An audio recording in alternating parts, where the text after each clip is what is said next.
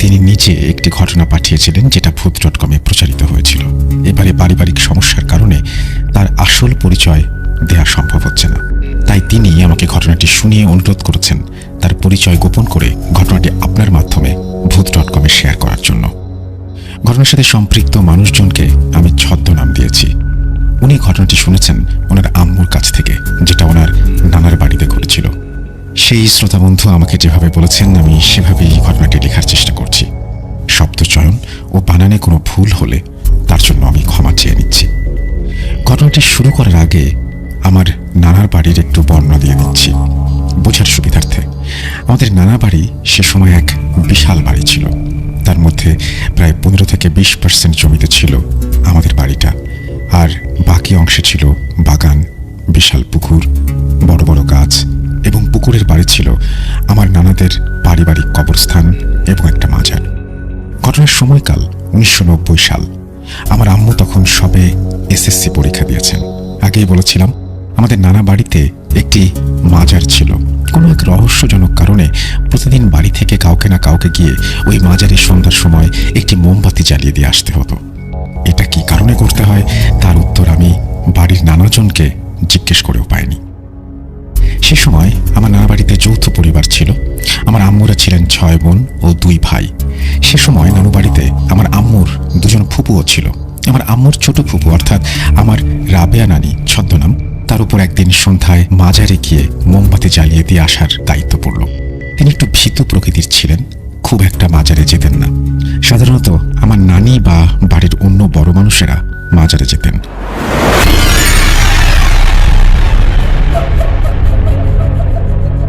ঘটনার দিন বাড়ির অন্যরা ব্যস্ত থাকার কারণে রাবেয়া রানী অনিচ্ছা সত্ত্বেও যেতে বাধ্য হন। তবে তিনি একা গেলেন না, আমার মাকে বললেন তার সঙ্গে যেতে। আমার আম্মু এর আগেও একা একা মাজারে গিয়েছেন, তাই ওনার তেমন ভয় ছিল না। আম্মু রাজি হয়ে গেলেন। রাবেয়া নানি ও আম্মু মাজারে যাবেন শুনে আমার মায়ের ছোট বোন অর্থাৎ আমার ছোট খালাও যেতে রাজি হলেন। এরপর 3 জন একসাথে সন্ধ্যার পর মাজারে গিয়ে মোমবাতি জ্বালিয়ে দিয়ে এলেন। কোথাও কোনো সমস্যা ছিল না, সবই ঠিকঠাক। মাজার থেকে বাড়িতে আসার কিছুক্ষণ পর যখন এশার ওয়াক্ত শুরু হবে সে সময় বাড়ির সবাই মিলে খেয়াল করলেন আমার ছোট খালা অদ্ভুত ভঙ্গিতে বসে আছেন এবং খুব আস্তে আস্তে ফুঁপিয়ে ফুঁপিয়ে কেঁদে যাচ্ছেন। ধীরে ধীরে তার কান্নার মাত্রা ও গলার স্বরও বাড়তে শুরু করলো। আস্তে আস্তে তার কান্নার মাত্রা বাড়ছে, বই কমছে না। সবাই মিলে জিজ্ঞেস করতে লাগলো কি হয়েছে, কিন্তু ছোট খালা শুধু কেঁদেই চলেছেন, কোনো উত্তর নেই। এভাবে রাত 8টা বেজে গেল। হঠাৎ সবাই লক্ষ্য করলেন ছোট খালার মাথাটা ধীরে ধীরে ফুলে যাচ্ছে। বাড়ির ছোট বাচ্চারা এ দেখে চিৎকার করে উঠল। তাদেরকে সরিয়ে দিয়ে আমার আম্মু, বড় ফুপু অর্থাৎ আমার রহিমা নানি ছদ্মনাম, তিনি বলে উঠলেন, যা অবস্থা দেখছি মনে হচ্ছে ওর গায়ে বাতাস লেগেছে। এখানে বলে রাখি, সিলেট অঞ্চলে জিনের দ্বারা পজেসড হওয়াটাকে অনেকেই বাতাস লাগা বলে থাকেন। যাই হোক, আমার রহিমা নানি ছিলেন ধার্মিক ও বুজুর্গ ব্যক্তি, তাই তার কথা কেউ অবিশ্বাস করতে পারলেন না। এদিকে বাড়ি জুড়ে তুমুল হইচই শুরু হয়ে গেল। এর মধ্যে বড়রা সবাই মিলে ঠিক করলো আমার আম্মুকে সাথে নিয়ে রহিমা নানি বাজারে যাবেন বড় মামাকে নিয়ে আসতে। এর কারণ হলো আমার বড় মামা ধার্মিক লোক, তার পাশাপাশি কবিরাজিও জানেন। তিনি এলে নিশ্চয়ই এই সমস্যার সমাধান হবে। এমন সময় দরজায় করোনার শব্দ। দরজা খুলে দেখেন কাকতালীয়ভাবে বড় মামা চলে এসেছেন। সবাই হাঁপ ছেড়ে বাঁচল। বড় মামা সবটা শোনার পর ছোট খালাকে এক নজর দেখেই বুঝে যান কি হয়েছে। ততক্ষণে ছোট খালার হাত পাগুলো অস্বাভাবিক রকম চিকন হয়ে আসছিল। তারপর তিনি ঘরে ঢুকে দরজা বন্ধ করে বেশ কিছু রিচুয়াল পালন করেন। কি হয়েছিল সেটা আম্মুর ঠিক মনে নেই, কিন্তু এটা মনে আছে যে আমার ছোট খালাকে সাদা কাপড় দিয়ে ঢেকে রাখা হয়েছিল, আর সেই সাদা কাপড় ভেদ করে একটা মানুষের অবয়বের মতো বের হয় এবং ধীরে ধীরে সেই অবয়বটি হাওয়ায় ভাসতে ভাসতে ঘরের খুলখুলি ভেদ করে বেরিয়ে যায়। এরপর ছোট খালার শারীরিক অবস্থা ধীরে ধীরে স্বাভাবিক হয়ে আসে এবং তিনি ঘুমিয়ে পড়েন। তারপর বড় মামা হঠাৎ ওয়াশরুমে যাওয়ার কথা বলে উঠে ওয়াশরুমে চলে গেলেন। ওয়াশরুম খুব বেশি দূরে নয়। হঠাৎ দরজায় ঠক ঠক শব্দ। রহিমা রানী দরজার ছিটকেনি খুলে যা দেখলো তা দেখে ওনার বিস্ময়ের কোনো সীমা থাকলো না। ব্যাগ ভর্তি বাজার নিয়ে আমার বড় মামা এবং আমার নানা দাঁড়িয়ে আছেন। কি আশ্চর্য, বড় মামা ততক্ষণ নিজের কবিরাজি চর্চা করছিলেন, তারপর এইমাত্র টয়লেটে গেলেন। এই সামান্যতম সময়ের মধ্যে মামা কিভাবে এতগুলো বাজার করে নিয়ে এলেন তা কারো মাথায় আসছিল না। এর মধ্যে আমার নানি সহ অন্যরা আসেন এবং সবাই বড় মামাকে দাঁড়িয়ে থাকতে দেখে থ বলে গেলেন। বাড়ির ছোট বড় সবাইকে এভাবে হতভম্ব ও জড়বুদ্ধির মতো দাঁড়িয়ে থাকতে দেখে মামা নিজেই খুব হকচকিয়ে যান। সবার দিকে তাকিয়ে জিজ্ঞেস করলেন, কি হয়েছে? এভাবে আমার দিকে তাকিয়ে আছো কেন তোমরা? মামা ঘরে ঢুকে দেখলেন ছোট খালা মেঝেতে সাদা কাপড় মুড়ি দিয়ে শুয়ে আছেন। মামা জিজ্ঞেস করলেন, কি ব্যাপার, ও এভাবে মেঝেতে শুয়ে আছে কেন? মামার কথায় যেন আচমকাই সবার হুঁশ ফিরে এলো। কেউ যেন কিছুই বুঝতে পারছিল না। এক পলকে নিজেকে সামলে নিয়ে সবাই ছুটলেন টয়লেটের দিকে। সবাই টয়লেটের সামনে গিয়ে আবিষ্কার করলেন টয়লেটের দরজাটা ভেতর থেকে বন্ধ করা, অর্থাৎ ভেতরে নিশ্চয়ই কেউ আছে। মামা নিজেই তো টয়লেটে গিয়েছিলেন। সবাই মিলে দরজা ধাক্কাধাক্কি করতে লাগলো এবং পরে বাইরে থেকে আরো মানুষ আনিয়ে সবাই মিলে দরজা ভেঙে ফেললো। ভেতরে কেউ নেই। সবাই তাজ্জব বনে গেলেন। মামা পুরো ঘটনা শুনে অবাক হয়ে বললেন, তিনি এতক্ষণ নানার সাথে কাজে ব্যস্ত ছিলেন। বাসায় আসার কথা তো তার সে সময় মাথাতেই আসেনি। নানাও বড় মামার কথায় সায় দিলেন। তার মানে এতক্ষণ যে রিচুয়ালগুলো হলো সেগুলো বড় মামা করেননি, তাহলে কে করলেন? নানা বাড়ির মানুষজনের মনে এখনো সেই প্রশ্ন রয়ে গেছে। আমার ছোট খালার অবশ্য পরবর্তীতে আর কোনো সমস্যা হয়নি। ওই দিন আসলে বড় মামার রূপে যে এসেছিল এই উপকার করতে, তাকে আজও কেউ চেনে না, তার সম্পর্কে আজও কেউ কোনো কিছু জানে না। রাসেল ভাই, এই ছিল ঘটনা। খুবই সাধারণ একটি ঘটনা, তবুও আশা করছি ভালো লেগেছে। অনেকদিন পরে ঘটনা পাঠাতে পেরে আমি নিজেও অনেক খুশি। এবার থেকে আবার আগের মতো নিয়মিত ঘটনা সংগ্রহ করে পাঠানোর চেষ্টা করব। আজ এ পর্যন্তই। সবাই ভালো থাকুন ও সুস্থ থাকুন। ভূত.com দীর্ঘজীবী হোক। থ্যাংক ইউ দীপ্ত। আমি আসলে খুবই ওয়েট করছিলাম আপনার স্টোরির জন্য, বিকজ আপনি একজন খুব ভালো স্টোরি টেলার। আপনি অনেক দিন যখন থাকেন না, তখন আমি নিজেও খুব কি বলবো, যে আপনাকে মিস করি এবং মনে হয় যে আবার কবে আপনি ফিরে আসবেন। তো আপনি নিজে থেকেই ফিরে এসেছেন এবং আপনি বলছেন যে আপনি রেগুলার ঘটনা দেবেন। আশা করছি আপনার সাথে ভূত.com-এর যাত্রার সময়গুলো, অর্থাৎ সামনের দিকের যাত্রার সময়গুলো অনেক সুন্দর হবে এবং আপনি রেগুলার ঘটনা পাঠাবেন। থ্যাংক ইউ ভেরি মাচ আমাদেরকে মনে রাখার জন্য, আমাদেরকে ঘটনা পাঠানোর জন্য এবং আমাদের সঙ্গে থাকার জন্য। আশা করছি লিসেনার আপনাদেরও এই ঘটনাটা ভালো লেগেছে। যদি ভালো লাগে আপনারাও আপনাদের ঘটনা পাঠিয়ে দিন। আমাদের ইমেল অ্যাড্রেস হচ্ছে russell.booth.com@gmail.com। আপনার নাম, ঠিকানা এবং ফোন নাম্বার সহ আপনার জীবনে ঘটে যাওয়া বা আপনার জানা সেরা ঘটনা লিখে পাঠিয়ে দিন আমাদের কাছে। ঘটনার শুরুতে অবশ্যই উল্লেখ করুন যে ঘটনাটি আপনি স্টুডিওতে এসে শেয়ার করতে চান, নাকি আপনি চান আপনার ঘটনা আমরা পড়ে শুনে। যারা দেশের বাইরে রয়েছেন তারা সরাসরি অডিও ক্লিপ পাঠাতে পারেন বা লিখেও পাঠাতে পারেন ঘটনা। আমরা চলে যাব আমাদের পরবর্তী ঘটনায়।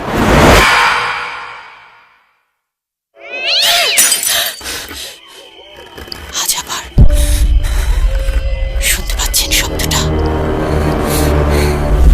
ভয়ের আরেক নাম ভূত.com with Russell.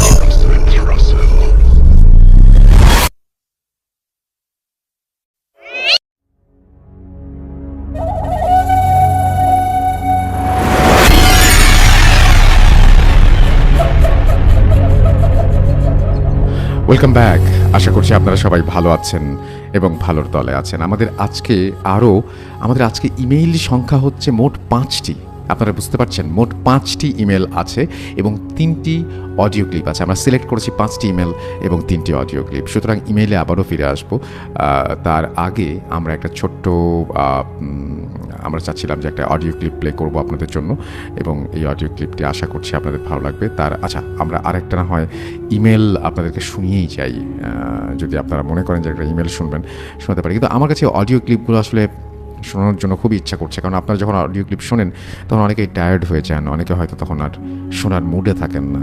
যাই হোক, আমরা কিন্তু এই স্টোরিটার আমি আসলে আজকে এইটুকু একটু দেখতে চাই, অডিও ক্লিপটা প্লে করে, যে আপনারা থাকেন না, চলে যান, কিছু করার নেই। কারণ আমার অডিও ক্লিপগুলো আসলে খুবই ইম্পর্ট্যান্ট আমার জন্য। কারণ অডিও ক্লিপ যারা পাঠান এটাকে আমি খুব অ্যাপ্রিসিয়েট করি। সো আমি অনেক দিন পরে ইন্ডিয়া থেকে একটা অডিও ক্লিপ পেয়েছি এবং বাংলাদেশ থেকে আরও 2টো অডিও ক্লিপ রয়েছে, যে অডিও ক্লিপগুলো অসাধারণ। আমি আশা করবো আপনারা পুরো সময়ের মধ্যে সঙ্গে থাকবেন। You never were alone.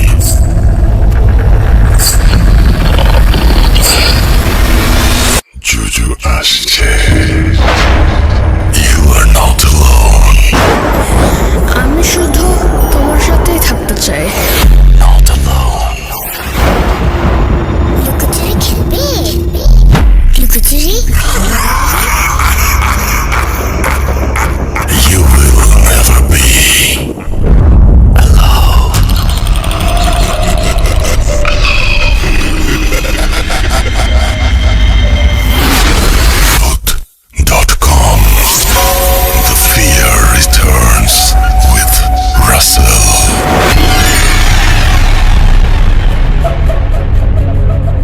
Rasel ভাই, আমি রাজশ্রী মুখার্জি, আমি ওয়েস্ট বেঙ্গল থেকে বলছি। আমি জানি আপনি ভালো এবং সুস্থ আছেন।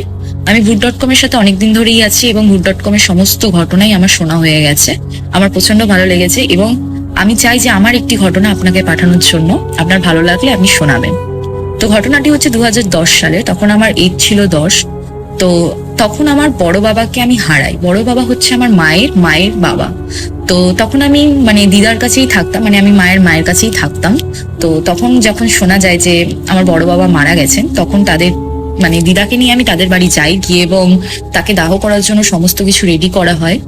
রেডি করার পর তাকে দাহ করার জন্য নিয়ে যাওয়া হয়। এবার আমাদের দাহ করতে সময় লাগে। তো দাহ করার পর হিন্দুদের ধর্মে একটি যেটি রিচুয়ালস আছে, সেটি হচ্ছে দাহ করার পর আপনাকে স্নান করতে হয়। তো স্নান করার সময় আমাকে দিদা স্নান করায়নি, যেহেতু আমি তখন ছোট ছিলাম। ছোট থাকার জন্য আমাকে স্নান করায়নি। তিনি আমাকে শুধু গঙ্গা জলে মাথায় ছিটা মেরেছিলেন এবং চুলটা আমার ভিজিয়ে দিয়েছিলেন। তো ভিজিয়ে দেওয়ার পর তারপর থেকেই অস্বাভাবিক কিছু জিনিস আমার সাথে ঘটেছে। সেটি হচ্ছে আমি যখন দাহ করে বাড়ি ফিরেছি, বাড়ি ফেরার পর থেকেই জিনিসগুলো স্টার্ট হয়েছে। এটা কি বলবো, এটা কোনো অল্প ঘটনা না, এটা আমার লাইফে সব থেকে ভয়ঙ্কর জিনিস। সেটি আমি আপনাকে জানাচ্ছি। সেটা হচ্ছে আমি বাড়ি আসার পর আমি যখন ঘুমাই, ঘটনাটি আমি উঠে বসার পর আমাদের বেডটা ছিল একটা কর্নারে। সেই কর্নারে বেডটার পায়ের দিকেই আমাদের একটা জানালা ছিল। সেই জানালার মধ্যেই আমি গিয়ে হটনট জানালা ধরে বসে পড়ি। ওখানে অনেক বেডশিট বেডের অনেক কিছু রাখা ছিল, তো ওখানে বসার মতন একটা স্পেস ছিল। তো আমি ওখানে গিয়ে বসে পড়ি। বসে পড়ার পর জানালার দিকে তাকিয়ে বসে থাকি। তো আমার দিদা অনেকবারই আমাকে ওখান থেকে নামিয়ে নিয়ে এসে বিছানায় শুয়েছে। বিছানায় শোয়ার পর সকালবেলা যখন আমার দিদা আমাকে জানতে চায় যে তুমি এরকম কেন ওখানে বসেছিলে, তো আমি বলি আমি তো জানি না কিছু দিদা। তো দিদা ব্যাপারটা অস্বাভাবিক লেগেছে, কিন্তু ভেবেছে হয়তো ঘুমের ঘরে ওখানে গিয়ে বসেছে, তখন ছোট ছিলাম। তো আস্তে আস্তে এই জিনিসটা বাড়তে থাকে। তো আমার দিদা একটু ভয় পেয়ে যায়, কেন দিদা ছিলেন বাংলাদেশি। তো উনি ঢাকাবাসীর একজন সদস্য ছিলেন, ঢাকায় থাকতেন। তো উনি অনেক দিন আগেই ঢাকা থেকে আমাদের ভারতে চলে আসে। তো ভারতে আসার পর তিনি এই জিনিসগুলো ফেস করে এসছে আগের থেকে। তো এটা একটা জিনিস হচ্ছে, ওনার একটা অস্বাভাবিক ব্যাপার লেগেছে। তখন আমার মাকে ফোন করে জানানো হয় যে এই ব্যাপার। তো মা বলে যে হতে পারে, ঘুমের ঘরে হতে পারে, কেন যেহেতু আমার মা ওয়েস্ট বেঙ্গল, এসবের অতটা তার কাছে অতটা ব্যাপার ছিল না যে এগুলো হতেও পারে কি হয় না। তো দিদার কাছে অস্বাভাবিক লেগেছে। একদিন যেদিনকে বেশিরভাগ দিদার কাছে এই জিনিসটা অস্বাভাবিক লেগেছে, সেটি হচ্ছে আমি যখন খাট থেকে উঠে ওখানে বসি, তো আমাদের পেছনের দিকে একটা নেট টাইপের লাগানো থাকে, যাতে মশা মাছি যাতে ভেতরে না আসতে পারে। পুরোনো বাড়ি ছিল। তো এবার সেইটি আমি নাকি খুলে ফেলেছিলাম এক ঝটকায়। এইটা দেখে দিদাকে একটু অস্বাভাবিক মনে হয়েছে, যে দিদার জিনিসটা ভেবেছে যে একটা বাচ্চা মেয়ে কি করে ওই জিনিসটা খুলে ফেলে, যেখানে সেটা ভালো করে পেরেক দিয়ে সমস্ত কিছু দিয়ে আটকানো। তো এবার জিনিসটা ঘটার পর দিদা প্রচন্ড পরিমাণে ভয় পেয়ে যায়। তো দিদা তখন মাকে রাতের বেলায় ফোন করে এই ঘটনাটি বলে। বলার পর মা তো ভয় পায়। মা বলে যে তুমি এবার কিছু করো। এবার আমি যেহেতু আমার দিদা কি করতো, মসজিদের প্রচন্ড পরিমাণে তিনি ভক্ত ছিলেন। তিনি আমাকে প্রতি সপ্তাহে আমাকে সেখানে নিয়ে যেতেন, নিয়ে যেয়ে আমাকে ঝাড়াতেন।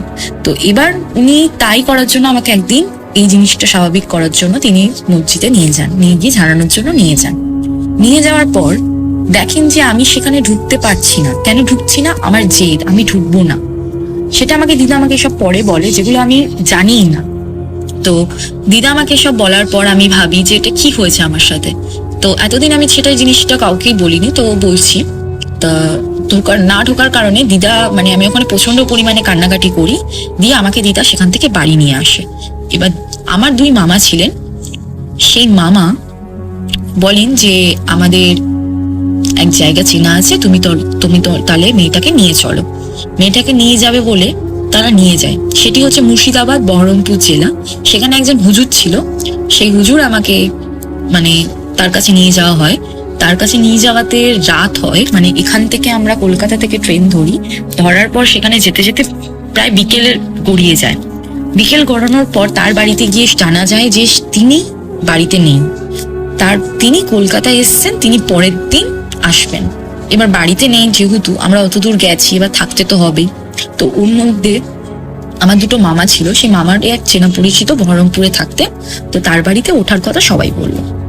ঠিক আছে, সবাই যাবেন। তখন বাজে আনুমানিক 7টা, 7:30। অটো করে যাচ্ছিলাম তার বাড়িতে। ওখান থেকে প্রায় 15 কিলোমিটার দূর হবে তার বাড়িটা ওখান থেকে, কেন তিনি ছিলেন টাউনে আর ওনার বাড়িটা ছিল একটু গ্রামের দিকে।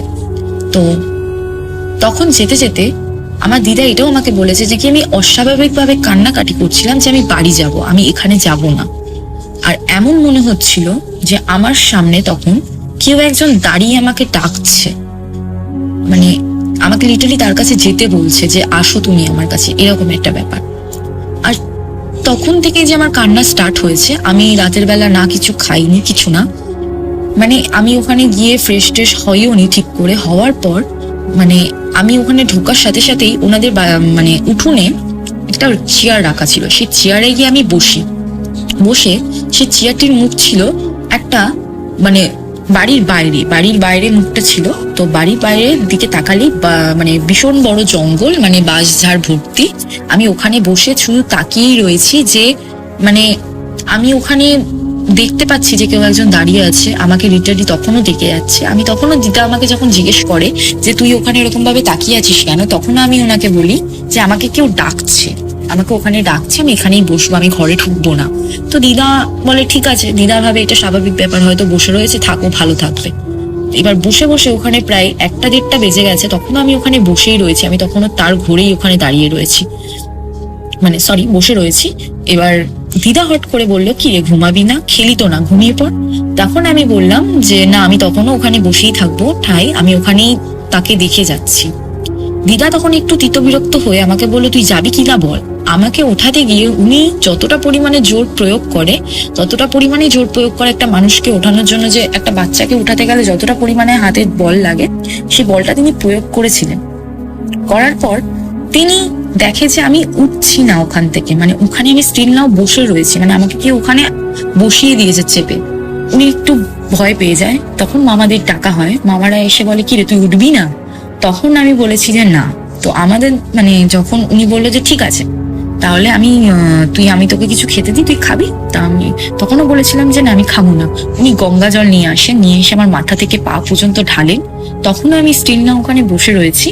কিন্তু যেই বাড়িতে উঠেছিলাম তারা এই হুজুর বলুন, তারপরে যে মসজিদ, এগুলো খুব ভালোভাবে মানে, কিন্তু তারাও মুসলিম ধর্মে। তো ওই জন্য উনি বললো যে এতে কিছু হবে না, তুমি ওকে পাহারা দাও, তুমি ওখানেই ও রাতে বসে থাকবে। আমি সারা রাত বসেছিলাম। দিয়ে সকালবেলা যখন 4টে বাজে তখন আমি বাড়ি ঢুকে আমি একটু রেস্ট নিয়ে আমি সকালবেলা একটু ঘুমাই। 7টার সময় যখন ঘুম থেকে উঠে আমার মনে হলো যে না আমি এখন স্বাভাবিক, আমি বাড়ি যেতে পারবো। তখন আমি দিদাকে বলি, তো দিদা আমি স্বাভাবিক তো, তুমি বাড়ি নিয়ে চলো। আমার বললো যে ঠিক আছে, তুই গ্রামগুলো ঘোর, যাকে দেখাতে এসছি তাকে দেখিয়ে নি, তারপরে আমরা সবাই মিলে বাড়ি যাব। ঠিক আছে হলো। দিয়ে এবার কি ঘটনাটি হলো সেটা, আমি যখন তাদের ছোট ছোট বাচ্চারাও ছিল, তখন আমিও বাচ্চা, তাদের সাথে আমি ঘুরতে বেরিয়েছি গ্রাম দেখবো বলে। কেন আমি কলকাতায় থাকতাম, তো আমি গ্রামের ব্যাপারে সেরকম কিছুই জানতাম না। তো কলকাতাতে থাকাকালীন আমাদের গ্রাম ঘোরাও হয়নি কোনোদিনও, তো গ্রামে ঘুরতে বেরিয়েছি। তো রাসেল ভাই আমি যখন বাড়ি ফিরছি, মানে ওদের বাড়িতে ফিরছি, তখন দেখি একটা পুকুর পাড় আছে। সেই পুকুর পাড়ের পাশ দিয়ে আমি আসার সময় এমন মনে হলো যে পুকুরের পাড় থেকে কেউ যেন আমাকে পা ধরে নিচে নামিয়ে নিয়েছে। নিচে নামাতেই আমি পড়ে গেছি, আমি সাঁতার জানি না। তো যেই বাচ্চাগুলো আমার সাথে গেছিল সেই বাচ্চাগুলো আমাকে টেনে ওঠায়। আমি বাড়িতে আসি কাদাময় গা নিয়ে। তো বাড়িতে এসে তখন আমার দিদা জিজ্ঞেস করে যে কি ব্যাপার, এইরকম কি করে হলো। তখন ওরা সমস্ত কিছু খুলে বলে। তখন আমার দিদা আরো ভয় পেয়ে যায়, দিয়ে বলে যে না আমি এক ফোঁটা আমার মেয়েকে এখানে রাখবো না, আমি এক্ষুনি হুজুরের কাছে নিয়ে গিয়ে ওনাকে দেখাবো ওকে। আমি হুজুরের কাছে যাই। হুজুরের কাছে যাওয়ার পর হুজুর বলে যে তোমার কি হয়েছে। আমি যখন ওনাকে সমস্ত কিছু অল্প মানে তখন আমি ছোট, তখন আমি কি বলবো, তখন আমার দিদাই সমস্ত কিছু খুলে বলে। আমি বলি আমি এরকম পুকুরে পাড় দিয়ে আসছিলাম, দিয়ে এরকম ঘটনা আমার সাথে ঘটেছে। উনি বললো ঠিক আছে। দিয়ে এবার কি হয়েছে ঘটনাটি, উনি বললো যে ঠিক আছে আমার বাড়ির পেছনেও একটা পুকুর আছে, তুমি এক কাজ করো। উনি আমাকে একটা লেবু দিয়েছিল রাসেল ভাই, সেই লেবুটা উনি বলেছিল পুকুরের মধ্যে ফেলে দাও, কিন্তু পেছনে তুমি তাকাবে না। পুকুরের পেছনে আমি ফেলে দেওয়ার পর আমি পেছনেও তাকাইনি, কিন্তু এমন মনে হলো যেন আমাকে কোনো হাওয়া বা কোনো জিনিস আমাকে পেছন দিয়ে ডাক দিল, মানে আমার পিঠের উপরে কেউ হাত দিল। আমি ভয়ে তখন ঘরে চলে আসি। ঘরে আসার পর তখন আমার দিদাকে বলা হয়, উনি অনেক তাবিজ মাবিজ করে দিয়ে উনি বলেন যে পুকুরের পাশে একটা গাছ আছে, সেই গাছের তলায় পেতে দিয়ে এসো। গাছের তলায় পুঁতে দেওয়ার পর সেই জিনিসগুলো পুঁতে দেওয়ার পর তখন আমার দিদা দেখে সেই লেবুটি লাল হয়ে তোমার পুকুরের ওপরে ভেসে উঠেছে। তখন দিদা মানে ওই জিনিসটা দেখে পেছনে চলে আসে।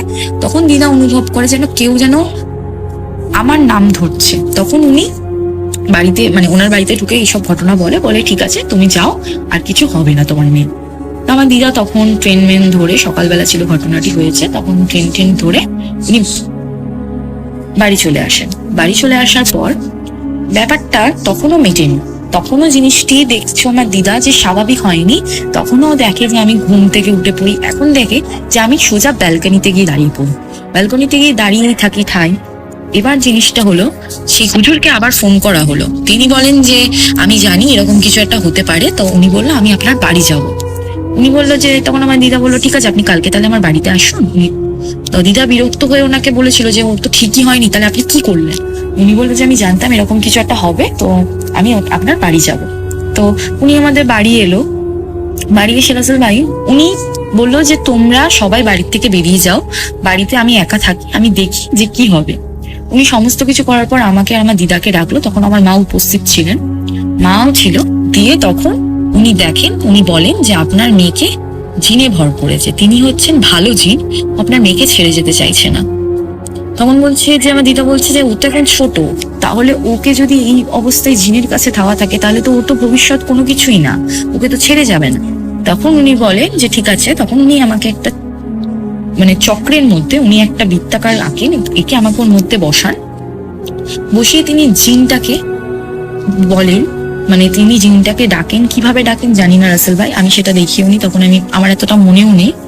উনি জিনের সাথে যে কথা বলছেন বা মানে সারা ঘরের মধ্যে একটা ঠান্ডা হাওয়া এবং অনুভব করছি, যেমন একটা শীতকালের হাওয়া থেকেও ঠান্ডা হাওয়া, এরকম একটা অনুভব আমি করতে পারছিলাম। তখন উনি জিনের সাথে কথা বলে বলেন যে ও তো এখন ছোট, তুমি ওর সাথে থাকবে কি করে? বলছে না, আমার ওকে ভালো লেগেছে, আমি ওকে ছেড়ে যাব না। তাহলে উনি বলেন যে না, তোমাকে তো ওকে ছেড়ে যেতেই হবে। কেন? ও এখন ছোট, ওর ভবিষ্যৎ আছে, পড়া আছে, পড়াশোনা আছে, ওর এখন বিয়ে হবে কিছুদিন বড় হওয়ার পর। তো উনি বলেন, তখন উনি বলছেন যে তখনও নাকি জিনটা ওনাকে বলেছে যে না, উনি ছেড়ে যাবেন না। তখন উনি কিছু একটা করে ওই জিনকে মানে রাজি করায় যে হ্যাঁ উনি ছেড়ে যেতে রাজি, কিন্তু আমার অংশেও মানে আমার শরীরের কোনো একটা অংশ উনি নিয়ে যাবেন। উনি বললেন যে কি অংশ নিয়ে যাবেন? তো উনি বলেন যে ওর তো আমি এখন ছোট, ওর তো আমি কোনো ক্ষতি করবো না, কেন আমার ওকে ভালো লাগে। তাই এক কাজ করো, তুমি ওর চুল কেটে আমাকে দিয়ে দাও। তখন আমার দিদা আমার চুল কেটে একটা হাঁড়ির মধ্যে দিয়ে দেয়, দিয়ে সেই হাঁড়িটিকে বলে নদীতে ভাসিয়ে দিতে। উনি সেই নদীতে ভাসানোর আগেই দেখে আমার দিদা, তখন দেখে যে চুলটি নদীতে ভাসানোর আগে চুলটি মনে হলো যে ওর মধ্যে নেই চুলটি, কিন্তু তাও দিদা ভাসিয়ে দেয়। কেন? উনি খোলেননি, খুললে যদি কোনো বিপদ হয়। তারপর থেকে রাসেল ভাই আমি এখনো পর্যন্ত সুস্থ, ভগবান করুক আমার সাথে কোনো সেরকম কিছু হয়নি। কিন্তু একটা কথা হুজুর আমাকে বলেছিলেন যে তুমি যাই করো মা, কিন্তু তুমি কখনো বিপদে পড়বে না, তুমি ভালো থাকবে। তারপরে উনি দিদাকে একটা কথা বলেছিলেন, যেটা আমি পরে শুনতে পাই, যেটা আমি বড় হওয়ার পর যখন আমার 18 বছর হয়, আমি ঘটনাটি আবার যখন দিদার কাছে রিপিট ভাবে শুনি, তখন আমাকে দিদা বলে যে তোর সাথে উনি সারা জীবনই থাকবেন, কিন্তু উনি তোকে ভালোর জন্য থাকবেন, কিন্তু উনি তোকে কোনোদিনও ক্ষতি করবেন না। এটাই ছিল আজকে আমার ঘটনা। আমি জানি না কতটা ভালো করে আমি বলতে পেরেছি, যাই বা ভুল ত্রুটি হোক আপনি একটু মার্জনা করে নেবেন। আমি চাই যে আপনি একটু পড়ুন বা শুনুন এই জিনিসটা, আমি চাইছি আপনি লিসেনারদেরও শোনান এই জিনিসটা। আমি খুব খুব ধন্যবাদ আপনাকে যে আপনার গল্প শোনার পর আমি নিজের ঘটনাটা আপনাকে খুলে বলতে পারি। তো thank you so much.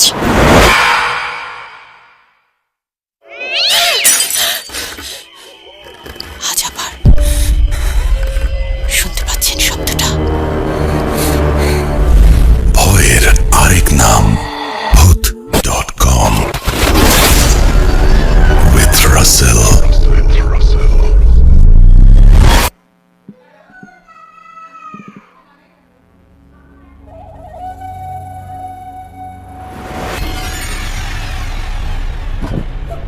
Yes, আমি বলেছিলাম যে আমাদের অডিও ক্লিপ সবসময় ভালো হতো, এবং গত সপ্তাহে আমরা বলছিলাম যে অডিও ক্লিপের একটা চমৎকার ইতিহাস আছে আমাদের, যে সবসময় যারা অডিও ক্লিপ পাঠাতেন সেই অডিও ক্লিপগুলো খুব স্পেশাল হতো আমাদের সবার জন্য।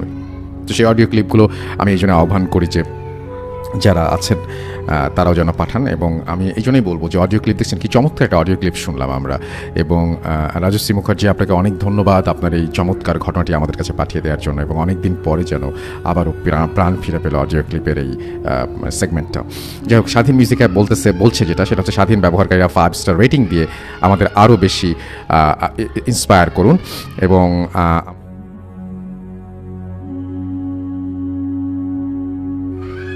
অ্যান্ড আমি দেখতে পাচ্ছি যে এইখানে আরও অনেকেই আছেন, যেমন হচ্ছে উৎসব খন্দকার আছেন এখানে, রাজশাহী নিউ মার্কেট থেকে তিনি শুনছেন আমাদেরকে। এছাড়াও আমাদের সাথে আছেন দেখতে পাচ্ছি, এছাড়াও আরও অনেকেই, যেমন হচ্ছে এখানে তৌফিকুর রহমান আমাদের সাথে আছেন। আসসালামু আলাইকুম রাসেল ভাই, ঢাকা খিলগাঁও গোরান থেকে শুনছি। ওয়ালাইকুম সালাম, আপনাকে অনেক ধন্যবাদ শোনার জন্য। রাফি আছেন আমাদের সাথে আছেন দেখতে পাচ্ছি জিল্লুর রহমান সুমন, আমাদের সাথে আছেন দেখতে পাচ্ছি মাহাতির নিলয়, আছেন আমাদের সাথে রিফাত বাবা, আছেন আমাদের সাথে আরও অনেকেই। এবং আপনাদের প্রত্যেককেই আমরা জানাচ্ছি নববর্ষের শুভেচ্ছা, এবং আশা করছি যে নববর্ষের শুভেচ্ছাটা আপনাদের সবারই প্রাপ্য আজকে। এবং এখনও পর্যন্ত আমরা শুরুই করেছিলাম আজকে নববর্ষের একটা লাইভ দিয়ে, এবং শেষ করছে আপনাদেরকে শুভেচ্ছা জানিয়ে। তো আপনারা অনেকেই কমেন্ট করছেন, যারা কমেন্ট করেননি তারাও কমেন্ট করুন। আমি স্বাধীন মিউজিক অ্যাপের পেজ থেকে যেমন পড়ছি, আমাদের ফেসবুক পেজ থেকেও আমি আপনাদের একটু আমাদের আজকের এপিসোডে সব কিছু পড়ে শোনাতে চাই। এবং আমি দেখতে পাচ্ছি যে এখানেও অনেকে লিখছেন আমাদেরকে, এবং আমাদের সাথে যারা আছেন তাদেরকে অনেক ধন্যবাদ আমাদের সাথে থাকার জন্য এভাবে। এবং আমি দেখতে পাচ্ছি যে আমাদের যে লাইভটা রয়েছে আজকে, সেই রাতের বেলা একটা লাইভ করেছিলাম আমরা, সেই লাইভটা নিশ্চয়ই আপনারা দেখেছেন। তারপরে আমরা আজকের আবার একটা পোস্টও দিয়েছি, সেখানে অনেকে কমেন্ট করছেন। মোহাম্মদ মেহেদি হাসান লিখেছেন আমাদেরকে, মিশু আছেন আমাদের সাথে লিখেছেন ওয়েট করছি। মোহাম্মদ সীমান্ত তালুকদার, আজকে কি আসবে, মানে কি আসবে আমি ঠিক জানি না, কারণ হচ্ছে যে আমরা শোতে তো সবসময় আসি। আমাদের সাথে আছেন দেখতে পাচ্ছি নূর মোহাম্মদ, আছেন আমাদের সাথে সোহেল হুসাইন। আসসালামু আলাইকুম রাসেল ভাই, ওয়ালাইকুম সালাম। এবং তিনি কুমিল্লার 19 নম্বর ওয়ার্ডের ঢুলিপাড়া থেকে শুনছেন আমাদেরকে। আমাদের সাথে আছেন দেখতে পাচ্ছি এছাড়াও সৌরভ রুস্তম আমাদের সাথে আছেন দেখতে পাচ্ছি। এছাড়াও এমডি তসলিম মোল্লা আছেন আমাদের সাথে দেখতে পাচ্ছি। মোহাম্মদ তোফায়েল আহমেদ আছেন, প্রসেনজিৎ বালা আছেন আমাদের সাথে, আমিনুল ইসলাম শান্ত আছেন আমাদের সাথে দেখতে পাচ্ছি, সাইফ, এছাড়াও আছেন মেহেদি হাসান, আছেন আমাদের সাথে এলিসা আমাদের সাথে আছেন, ইহাব ফিরদৌস আছেন আমাদের সাথে, সাব্বির হোসেন, শাকিব আছেন আমাদের সাথে, বাইজিদ খান আছেন আমাদের সাথে আছেন মোহাম্মদ নাজমুল হক আমাদের সাথে আছেন দেখতে পাচ্ছি, মাহিয়া মৌ, এছাড়া আমাদের সাথে আছেন শুভ, আমাদের সাথে আছেন দেখতে পাচ্ছি আহমেদ হৃদয় সহ আরও অনেকে। Thank you very much. আমরা চলে যাবো একটা আমাদের ইমেইলে, এবং একটা ইমেইল পড়ে শোনাচ্ছি আপনাদেরকে। আশা করছি এই ইমেইলটা আপনাদের ভালো লাগবে। চলুন কথা না বাড়িয়ে সরাসরি ইমেইলে যাওয়া যাক। আপনারা শুনছেন book.com, আমি রাসেল আছি সাথে।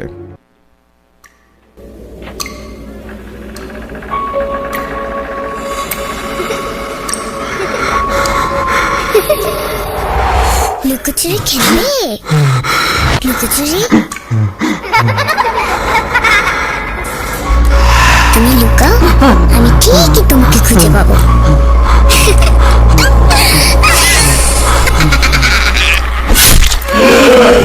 Book.com with Russell. যেভাবে লেখা আছে আমি ঠিক সেভাবেই পড়ছি। আশা করছি আপনাদের ভালো লাগবে ঘটনাটি। আসসালামু আলাইকুম রাসেল ভাই, আশা করি ভালো আছেন। আমার নাম শিমলা, কিছু ব্যক্তিগত কারণে ঠিকানা না বলার অনুরোধ রইল। তারপরে তিনি ব্র্যাকেটে ঠিকানা জানিয়েছেন, সেটা আমি পড়ছি না। তারপরে তিনি লিখছেন, বর্তমানে আমি অনার্স প্রথম বর্ষের শিক্ষার্থী। 2016 থেকে আমি ভূত এফএমের একজন নিয়মিত সদস্য। এই প্রথম ঘটনা পাঠাচ্ছি, ভুল হলে ভুল ত্রুটি মাফ করবেন। শুরুতেই বলে রাখি, আমি অত ভালো বাংলা জানি না। ঘটনাটি পড়ে শোনানোর অনুরোধ রইল। ঘটনাটি ঘটে আমার বান্ধবী রিফার সাথে। একদম সত্য ঘটনা, নিজ চোখে দেখা কিছু অংশ। তার পরিবারের অনুমতি নিয়েই আজ ঘটনা লিখতে বসেছি। শুধু তার পরিবারের অনুরোধ ছিল আমি যাতে তাদের ঠিকানা উল্লেখ না করি, সরাসরি ঘটনাতে ফিরে যাই। ঘটনাটি ঘটে এই বছরের 1 মাস আগে, মানে জুলাইতে। আমরা তখন খুব ব্যস্ত ভর্তি পরীক্ষা নিয়ে, সবকিছুর মাঝে ভুলেই যাই কত মাস হলো আমরা বন্ধুরা দেখা করি না। সবাই মিলে প্ল্যান করি সোমবার 17 তারিখ সকালে সবাই বনশ্রী সি ব্লকে আইডিয়াল স্কুলের সামনে দেখা করব। প্ল্যানটা 1 সপ্তাহ আগে করি, যাতে কেউ না আসতে পারলে আগে থেকে জানিয়ে দেয়। দেখা করার 1 দিন আগে রিফাকে ফোন দিলে তার নাম্বার বন্ধ বলে। তারপর আমি তার মায়ের নাম্বারে ফোন দেই। তার মা ফোন তুলে বলে সে নাকি খুব অসুস্থ। তাই আমরা সিদ্ধান্ত নেই আমাদের দেখা করার শেষে তার বাসায় যাব 2 জন বান্ধবী মিলে। যেই ভাবা সেই কাজ। আমরা তার পরের দিন সবাই লাঞ্চ করে বিদায় নিই। আমার এক বান্ধবী রোজাকে সাথে করে নিয়ে যাই। রিফা, আমি আর রোজা কলেজ থেকে খুব ভালো বন্ধু। বাসায় যেতেই তার মা দরজা খুলে বিস্মিত চোখে আমাদের দিকে কিছুক্ষণ তাকিয়ে থাকে এবং ভেতরে আসতে বলে। আমরা ভেতরে ঢুকে সরাসরি তার রুমে প্রবেশ করি। দেখে আমরা দুজনে অবাক, এ কি অবস্থা! কিছুদিন আগেই না এক বান্ধবীর বিয়েতে দাওয়াত খেতে দেখলাম তাকে। বেশ ভালোই স্বাস্থ্য ছিল তার, এখন তো চেনাই মুশকিল। একটু বর্ণনা দেই। আমার সেই বান্ধবীর উচ্চতা ছিল 4 ফিট 9 ইঞ্চি, দেখতে খুবই সুন্দর, গায়ের রং ফর্সা, দেখলে যে কারো নজরে পড়বে। এগুলো ভাবতে ভাবতেই তার মা লেবুর শরবত বানিয়ে আমাদের খেতে দিলেন। দেখেছো কি অবস্থা করে রেখেছে নিজের শরীরে, সারাদিন কিছুই খেতে চায় না, নিজের কোনো যত্ন করে না, গোসল করে না আজ অনেক দিন যাবত। এত গরমে গোসল না করলে কিভাবে বাঁচে মানুষ বলো? আমি তার অবস্থা দেখে বুঝে গিয়েছিলাম কিছু একটা তার সাথে ঘটছে, যেটি সে কাউকে বলতে পারছে না। আন্টি রুম থেকে বের হয়ে যায়। আজ সন্ধ্যা পর্যন্ত থাকবা তোমরা, আমি তোমাদের চা নাস্তার ব্যবস্থা করছি। আমরা আন্টিকে বাধা দিলাম না, কারণ বাধা দিলে সে আমাদের সাথে গল্প করতে বসে যেত, আর আমরা চাইছিলাম উনি যাতে বেরিয়ে যান রুম থেকে, তাহলে আমরা তাকে জিজ্ঞেস করতে পারবো তার কি হয়েছে। যেই আন্টি রুম থেকে বের হলো আমরা তাকে জিজ্ঞাসা করলাম তার কি হয়েছে। সে বলে, খুই কিছু না তো। আমরা অনেক জোরাজুরি করি তাকে, তবে তার সেই একটাই কথা, সে জানে না কিছুই। আমরা তাকে আবারও জোরাজুরি করি এবং নানা রকমের প্রশ্ন করি। তার মা বলেন সবই হচ্ছে তার কল্পনা। রাতে উল্টাপাল্টা দেখতো আর ভয় পেত, ভূতের সিনেমা দেখতো, ভূত FM শুনতো, তাই রাতে ভয় পায়। আমি কতবার বলেছি তাকে সূরা পড়ে ঘুমাতে, এগুলো সব কলেজ ফাঁকি দেবার ধান্দা। এই বলে তার মা আবার রুম থেকে বেরিয়ে চলে যায়। আমি আর আমার বান্ধবী রোজা সিদ্ধান্ত নেই আজ রাতে আমরা তার সাথে থাকবো। আমি আমার বাসায় ফোন দিয়ে জানালাম, মা অনেক বকাবকি করে আর বলে এখনই বাসায় ফিরতে। আমি উপায় না পেয়ে রোজাকে বলি সারা রাত তার পাশে জেগে থাকতে, যাতে কোনো দুর্ঘটনা না ঘটে। আমার মাথায় ছিল হয়তো তার ফ্যামিলির কেউ তাকে জ্বালাতন করে এবং কোনো একটা কাহিনী আছে। রোজা প্ল্যান ছিল রাতে নিরিবিলি তাকে জিজ্ঞাসা করবে সেই সমস্যার কথা। বাকিটা রোজার মুখে শোনা।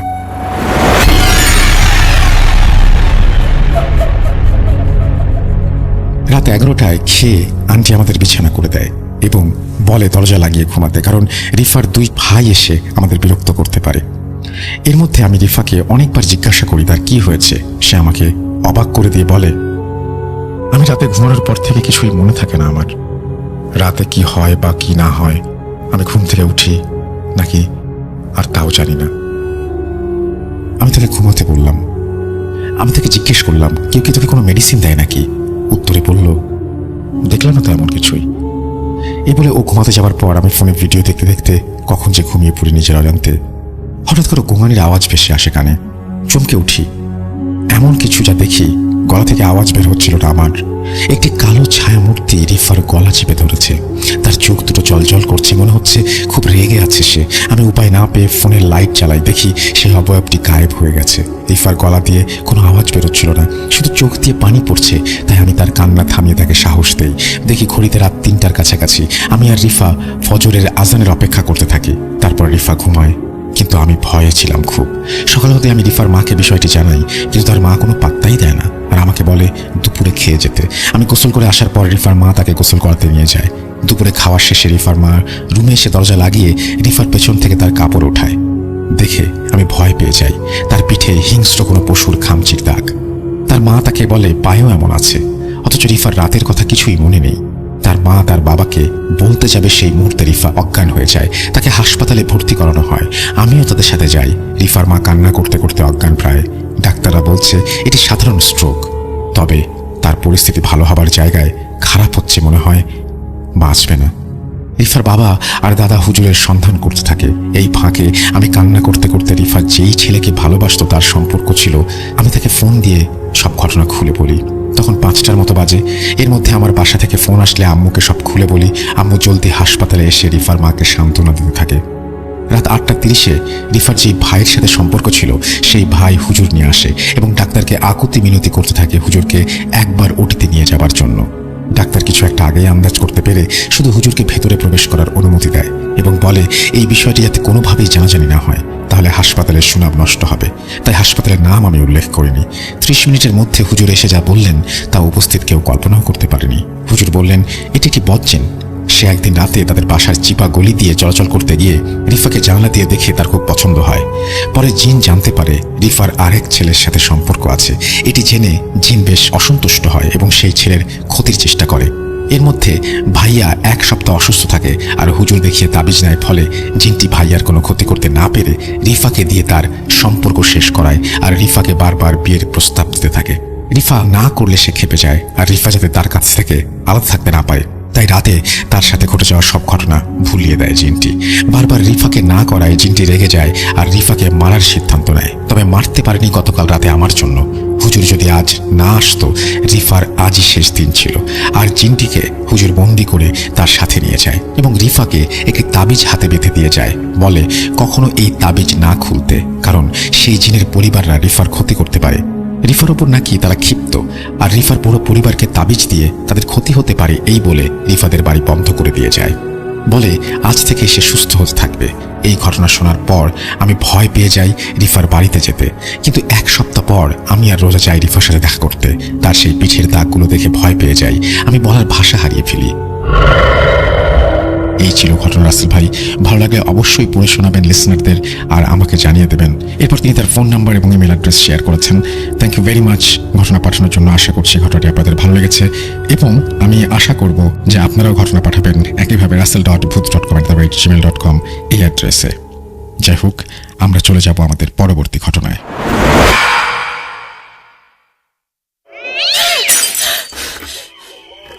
আজ আবার শুনতে পাচ্ছেন শব্দটা?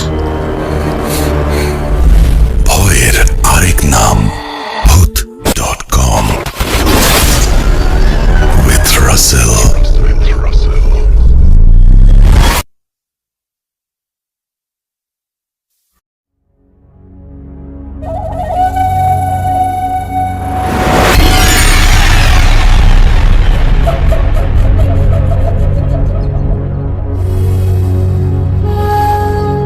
Welcome back. আরও একবার আপনাদের সবাইকে স্বাগত জানাচ্ছি। আমি রাসেল। আশা করছি সবাই ভালো আছেন এবং ভালোর দলে আছেন। আমি ভালো আছি এবং ভালোর দলে আছি। এবং আজকে এই মুহূর্তে আমি যেটা করতে চাই সেটা হচ্ছে আরও একটা ইমেইল আপনাদের শোনাতে চাই এবং সেই ইমেলটাও আমি আসলে পড়ে শোনাবো। আমি এতক্ষণ পর্যন্ত আশা করব যে আপনারা ভালো আছেন। আজকে আমরা প্রথম ইমেইলের পরে আমরা আসলে একটা অডিও ক্লিপে যাই এবং তারপরে আমরা একটা অডিও ক্লিপের পরে আমরা আবারও একটা ইমেইলে চলে যাই এবং তারপরে ফাইনালি আমরা যেটা করি সেটা হচ্ছে যে এখন আরেকটা ইমেইলে যাচ্ছি। দেখি কি কেমন লাগে আপনাদের এই ইমেলটি। আশা করছি যে ভালো লাগবে। এটা আমাদের আজকের এপিসোডের 3য় ইমেল এবং এরপরে আমরা আর একটা অডিও ক্লিপে যাব। সুতরাং পুরো সময় আমাদের সঙ্গে থাকবেন আশা করি। কথা না বাড়িয়ে সরাসরি চলে যাচ্ছি ঘটনায়।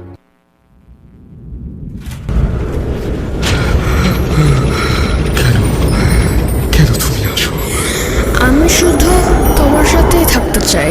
কিভাবে সম্ভব? মৃতদের এই পৃথিবীতে থাকতে নেই। তুই তুই চলে যাও, চলে যাও, প্লিজ চলে যাও।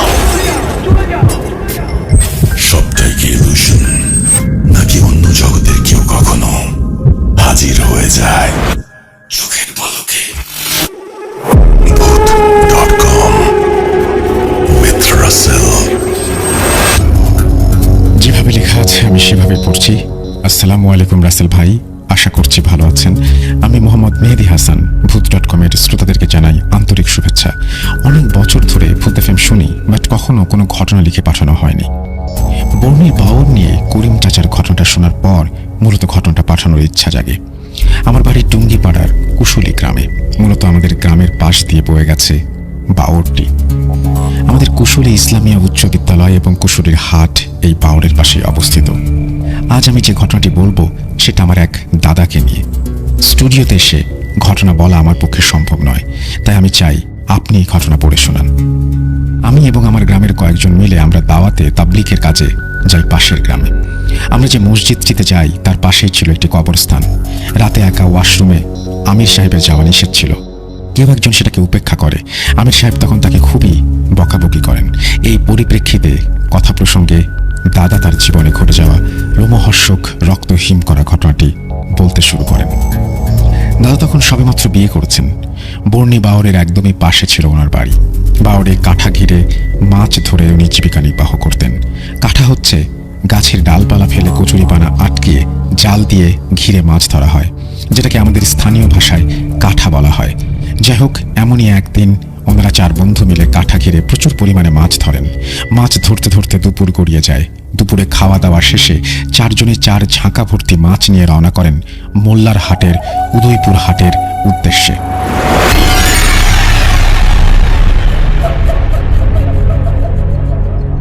তখনকার সময়ে রাস্তাঘাট বলতে ছিল মেঠো পথ, আর যানবাহন না থাকায় 8-10 কিলোমিটার পথ তাদের পায়ে হেঁটেই যেতে হতো। হাটে যেতে যেতে তখন প্রায় সন্ধ্যা। ল্যাম্প এবং হ্যারিকেনের আলোয় আলোকিত হয়ে গেছে জনবহুল সেই হাট। বর্ণির বাওয়ারের মাছের অনেক নাম ডাক থাকায় তারা খুব ভালো দামেই মাছগুলো বিক্রি করে বের হন বাড়ির উদ্দেশ্যে। তখন রাত আনুমানিক 10টা। আবার 8-10 কিলোমিটার পথ পায়ে হেঁটে বাড়ি ফিরতে হবে। এই ভেবে সবাই খুব জোরে জোরে হাঁটতে শুরু করেন। এদিকে অমাবস্যার রাত, আকাশে মেঘের গর্জনের সাথে সাথে বজ্রপাতের বিকট আওয়াজ, গুড়ি গুড়ি বৃষ্টি, সব মিলিয়ে একটা গা ছমছমে পরিবেশ। তখনকার সময় রাত নামতেই যেন ঘুমিয়ে পড়তো পুরো গ্রাম। তো হাঁটতে হাঁটতে যখন তারা গ্রামে ঢুকবে, তখন গ্রামের আগে সুইচ গেট নামের একটা জায়গা ছিল। ওখানে আসার পর 4 জনের মধ্যে 2 জন তাদের আত্মীয় বাড়ি রাতে থেকে যাবে বলে সিদ্ধান্ত নেয়। বাকি একজনও পাশের শ্বশুরবাড়ি বিথায় সেখানে থাকতে যায় এবং দাদাকে বলে সামনের পথটুকু ভালো না, একা যাওয়া ঠিক হবে না, তাই রাতটা ওখানে ওনার শ্বশুর বাড়িতে থেকে যেতে বলেন। কিন্তু দাদা তখন নতুন বিয়ে করছেন, বাড়িতে দাদি একা আছে, এই ভেবে বাড়িই যাবেন বলে সিদ্ধান্ত নেন। মূলত উনি ছিলেন খুবই সাহসী, তাই 7-5 না ভেবে একটা বিড়ি ধরিয়ে মাছের খালি ঝাঁকাটা মাথায় নিয়ে হাঁটা শুরু করেন। প্রসঙ্গত বলে রাখা ভালো, আমাদের গ্রামটা অনেক বাঁশঝাড় ও বন জঙ্গলে ভরা ছিল, আর ওই সময় তো আরো বেশি ঘন জঙ্গল ছিল, জনবসতিও কম ছিল। হাঁটতে হাঁটতে যখন উনি আমবাগান নামের একটা বিশাল বাগানের কাছে আসেন, তখন দূর থেকে সেই শেয়াল এবং কুকুরের ডাক ভেসে আসছিল। এমন ভয়ানক ডাক যা শুনে ওনার বুকটা কেঁপে উঠল। উনি মনে মনে ভাবল, শেয়াল কুকুরের ডাক আজ এমন ভয়ঙ্কর লাগছে কেন? তারপর উনি একা একা হাঁটছেন, তাই হয়তো এমন মনে হচ্ছে এই ভেবে কাছে থাকা শেষ বিড়িটা ধরিয়ে হাঁটতে শুরু করলেন। বাগানের মাঝামাঝি আসলে উনি অনুভব করেন বাগানের মধ্য দিয়ে কেউ একজন ঝোপঝাড়ের শব্দ করে ওনার দিকে এগিয়ে আসছে। উনি দাঁড়িয়ে পড়েন, শব্দটাও থেমে যায়। উনি মনের ভুল ভেবে আবারও হাঁটা শুরু করেন। বাগানটা পার হবেন, এমন সময় পেছন থেকে কেউ বলে ওঠে, সব মাছ বিক্রি করে আসলি? কিছুই রাখলি না? এটা শুনে ওনার সমস্ত শরীর ভয়ে শিউরে ওঠে। উনি তখন পিছনে না তাকিয়ে আরো জোরে জোরে হাঁটতে শুরু করলেন। কিছু দূর আসার পর একটা রাস্তার 3 রাস্তার মোড়, সেখানে ওই মোড়ে ছিল বিশাল বাঁশঝাড়। মোড়ে আসলে উনি দেখতে পায় বিশাল বাঁশঝাড়টি পুরোপুরি আস্তে আস্তে শুয়ে পড়ছে এবং পাশের জঙ্গলে হঠাৎ করে ঝড় শুরু হয়ে গেছে। উনি তখন বুঝতে পারেন আজ ওনার সাথে খুবই খারাপ কিছু ঘটতে চলেছে। এরপর উনি দোয়া পড়তে শুরু করেন। হঠাৎ বাঁশঝাড়টি আবার ওপরে উঠে যায়। এই দেখে উনি সাহস করে যেই না নিচ দিয়ে যেতে চায়, তখনই বাঁশঝাড়টি আবারও ওনার ওপরে ওঠে। উনি আল্লাহর নাম নিয়ে দেখেন কয়েকটা অদ্ভুত কুকুরের মতো প্রাণী ঝাঁকার মধ্যে কর্মর আওয়াজে ঝাঁপিয়ে পড়ল। উনি আবার হাঁটা শুরু করলেন। এবার উনি সামনে যে ভয়ঙ্কর অংশটুকু ছিল, সেটা ছিল বুনো বাগান নামক একটা ভয়ঙ্কর জঙ্গল। মূলত পূর্বে ওখানে বুনো নামক সনাতন ধর্মী এক উপজাতি বাস করত, যারা ছিল প্রচণ্ড শক্তিশালী এবং সুঠাম দেহের অধিকারী। ওখান থেকেই ওই বনের নাম বুনোর বাগান। তো দাদা যখন ওই বাগানের পাশ দিয়ে হাঁটা শুরু করেন, তখন উনি অনুভব করেন পেছন থেকে এক অতিকায় দানব ওনাকে জড়িয়ে ধরেছে, যার সারা শরীর ছিল বড় বড় লোমে ভরা। বজ্রপাতের আলোতে উনি স্পষ্ট তার লোমশ হাত দেখতে পান। গুড়ি গুড়ি বৃষ্টি, মেঘের গর্জন, সাথে এরকম একটা দানব যদি পেছনে জড়িয়ে ধরে একজন সাধারণ মানুষের কাছে, এর থেকে ভয়ের আর কি হতে পারে? দাদা তার হাঁটা থামালো না, কিন্তু উনি হেঁটে এগোতেও পারছেন না। ওই জিনিসটা তাকে হাঁটতে দিচ্ছে না, এমনই একটা অবস্থা। হঠাৎ ওই দানবটা কেন যেন কোনো জোর করছে না, বরং শুধু দাদাকে জড়িয়ে ধরে আছে। দাদার মনে হচ্ছে উনি ওটাকে পিঠে করে নিয়ে যাচ্ছেন। এবার বুনোর বাগান পার হয়েই ধানের জমির আইল দিয়ে কিছু দূর গেলেই দাদার বাড়ি। দাদা যখনই সেই আইলে নেমে হাঁটা শুরু করলেন, তখনই ওই জিনিসটা প্রচণ্ড শক্তি নিয়ে দাদাকে টেনে হিঁচড়ে ধানের জমির পাশে একটা ডোবায় নিয়ে চুবাতে শুরু করলো আর বলল, সব মাছ কেন বিক্রি করলি? আমার মাছ কই? দাদার তখন আর কিছুই করার ছিল না, কারণ ওর শক্তির কাছে সে অসহায়। এভাবে অনেকক্ষণ পার হয়ে যায়। হঠাৎ ধানের জমিতে পানি দিতে আসা 2 জন লোক ডোবার কাছে আওয়াজ শুনতে পেয়ে এগিয়ে এসে দেখে দাদা ডোবার ভেতরে পড়ে আছে। আর ওই জিনিসটিও ওই 2 জনের আশার টের পেয়ে দাদাকে ছেড়ে চলে যায় এবং বলে, কপাল ভালো, কপাল ভালো, বেঁচে গেলি। এরপর ওই লোকগুলো দাদাকে ধরাধরি করে তার বাড়িতে নিয়ে যায়। দাদা তখন হুঁশ ছিল না এবং পরদিন দুপুরবেলা দাদার জ্ঞান ফিরল। ওনার কাছে জানতে চাওয়া হয় কি হয়েছিল ওনার সাথে। উনি সবাইকে সবকিছু খুলে বলেন। এরপর ওনার 10-15 দিন শরীরে জ্বর ছিল, কোনো ওষুধে সারে না সেই জ্বর। একজন হুজুর দেখানো হয়। হুজুর ওনাকে ঝাড়ফুঁক দিয়ে পানি পড়া একটি তাবিজ দেন এবং বলেন ওটা একটা দুষ্ট জিনের কাজ ছিল। ওনার কপাল ভালো যে খারাপ কিছু হয়নি। এরপর দাদা আর কোনোদিন মাছ ধরতে হাঁটে যাননি। এই ছিল আমার ঘটনা। ভালো লাগলে পড়ে শোনাবেন। ঘটনা বড়, নতুন হওয়ায় গুছিয়ে লিখতে পারলাম না, এজন্য সবার কাছে ক্ষমা চেয়ে নিচ্ছি। আমার ঘটনাটি সিলেক্টেড হলে প্লিজ আমাকে জানাবেন। এরকম আরো অনেক ঘটনা আছে আমার কাছে, বর্ণির বাউর কেন্দ্রিক। সময় করে লিখে পাঠাবো। সবাই ভালো থাকবেন, ধন্যবাদ। এই বলে তিনি তার ঘটনা শেষ করেছেন। থ্যাংক ইউ ভেরি মাচ আপনার ঘটনার জন্য। যারা শুনছেন তাদের যদি কোনো ঘটনা থাকে আমাকে লিখে পাঠাবেন। আমার ইমেল অ্যাড্রেস হচ্ছে russell.booth.com@gmail.com। আপনার ঘটনার অপেক্ষায় থাকলাম। আশা করছি যে ঘটনাটি পড়ে শোনানো হলো সেই ঘটনাটি আপনাদের ভালো লেগেছে।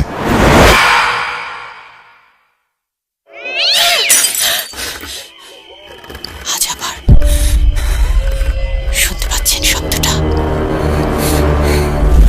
ভয়ের আরেক নাম ভূত.com with Russell.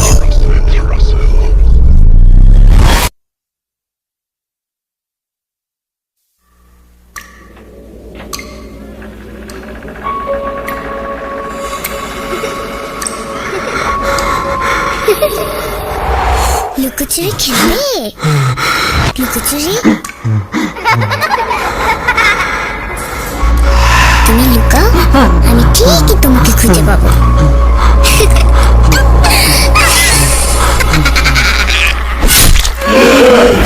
Voot.com with Russell.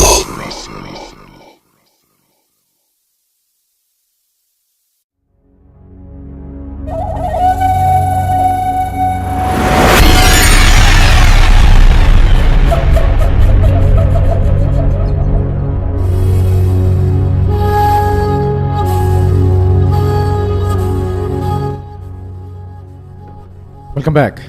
আরও একবার আপনাদের সবাইকে স্বাগত জানাচ্ছি আমি রাসেল। আশা করছি সবাই ভালো আছেন এবং ভালোর দলে আছেন। সরি, আমার গলা হঠাৎ করে কী হলো? আচ্ছা, যাই হোক। তো থ্যাংক ইউ ভেরি মাচ আমাদের সঙ্গে থাকার জন্য এবং আমাদেরকে এইভাবে আনন্দ দেওয়ার জন্য, আমাদের সাথে প্রতি মুহূর্ত অংশগ্রহণ করার জন্য। আমরা এখন যেটা করব সেটা হচ্ছে সরাসরি আমাদের পরবর্তী অডিও ক্লিপে চলে যাব এবং আমি বলছি যে আজকের অডিও ক্লিপগুলো স্পেশাল। আমার উপরে ভরসা রাখুন এবং এরপরে আরও দুটা কিন্তু আপনার হচ্ছে ইমেল রয়েছে, সেই ইমেলগুলো আপনাদের শুনতে হবে। সুতরাং আজকে অনেকক্ষণ পর্যন্ত এখনও টাইম আছে। চলুন কথা না বাড়িয়ে আমরা ঘটনায় চলে যাই।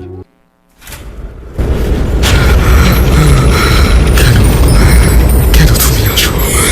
আমি শুধু তোমার সাথেই থাকতে চাই। তুমি চলে যাও, চলে যাও, প্লিজ চলে যাও। Voot.com with Russell.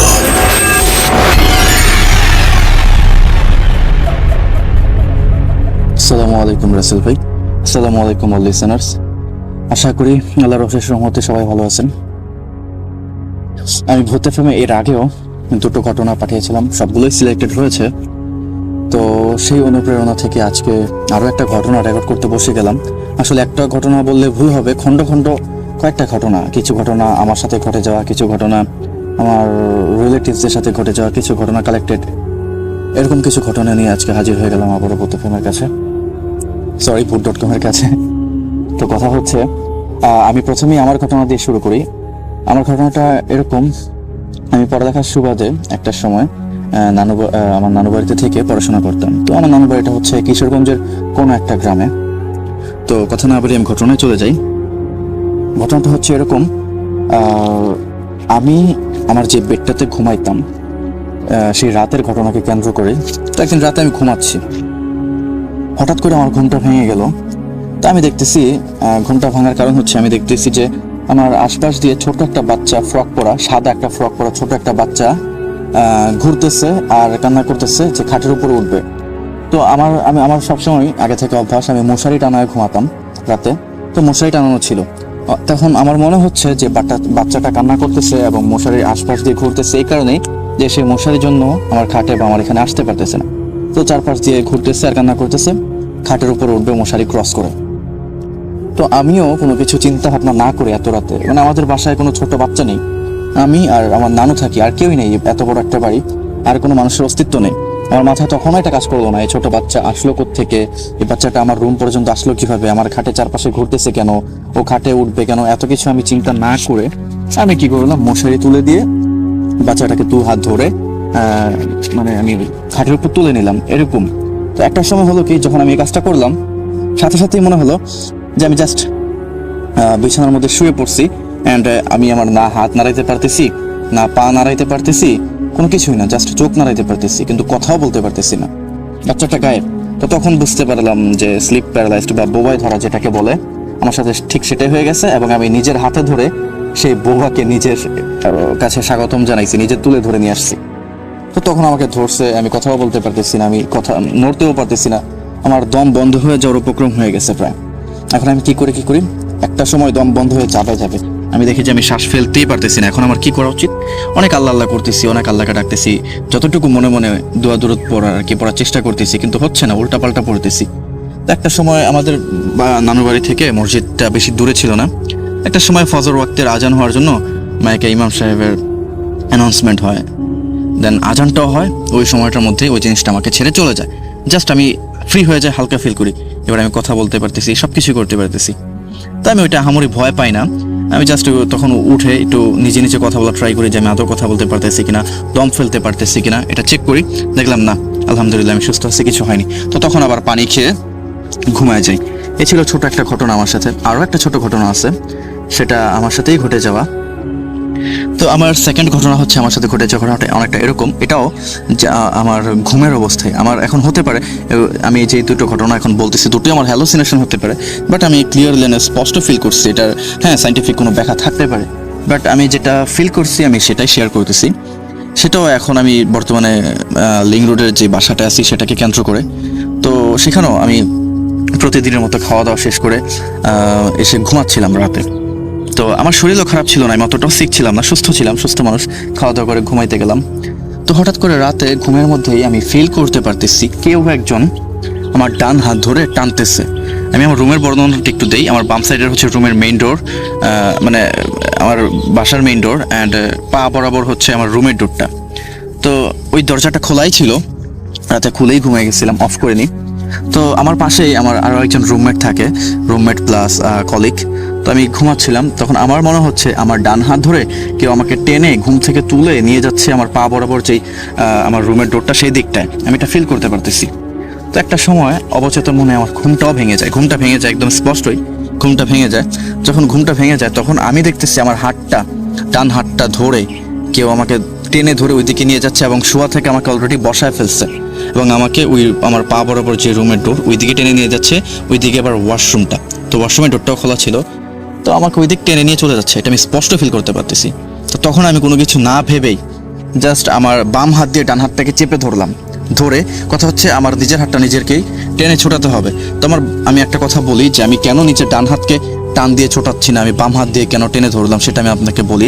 আমার মনে হচ্ছে আমার ডান হাত টোটাল পুরোটাই অবশ হয়ে গেছে, কোনো কিছু কাজ করতেছে না, আমার হাতে কোনো শক্তি পাচ্ছি না। আমি টেনে টানবো বা জোর খাটাবো, কোনো কিছুই আমার হাতে আমি ফিল করতে পারতেছি না।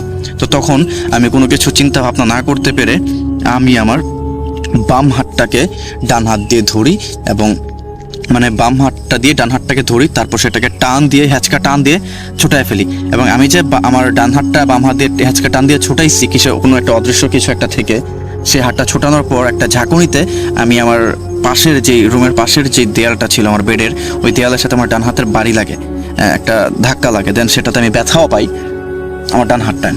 তো আমার মনে হচ্ছে যে আমি যদি এটা ঘুমের মধ্যে কোনো স্বপ্ন দেখতাম বা হ্যালোসিনেশন হতো, তবে আমি নিজের হাতটা অবশ ফিল করতেছি, তারপর বাম হাত দিয়ে টান দিয়ে সেই কোনো একটা যেটা মানে দেখা যাচ্ছে না অদৃশ্যমান, সেটা থেকে আমার হাতটা ছুটিয়ে নিলাম।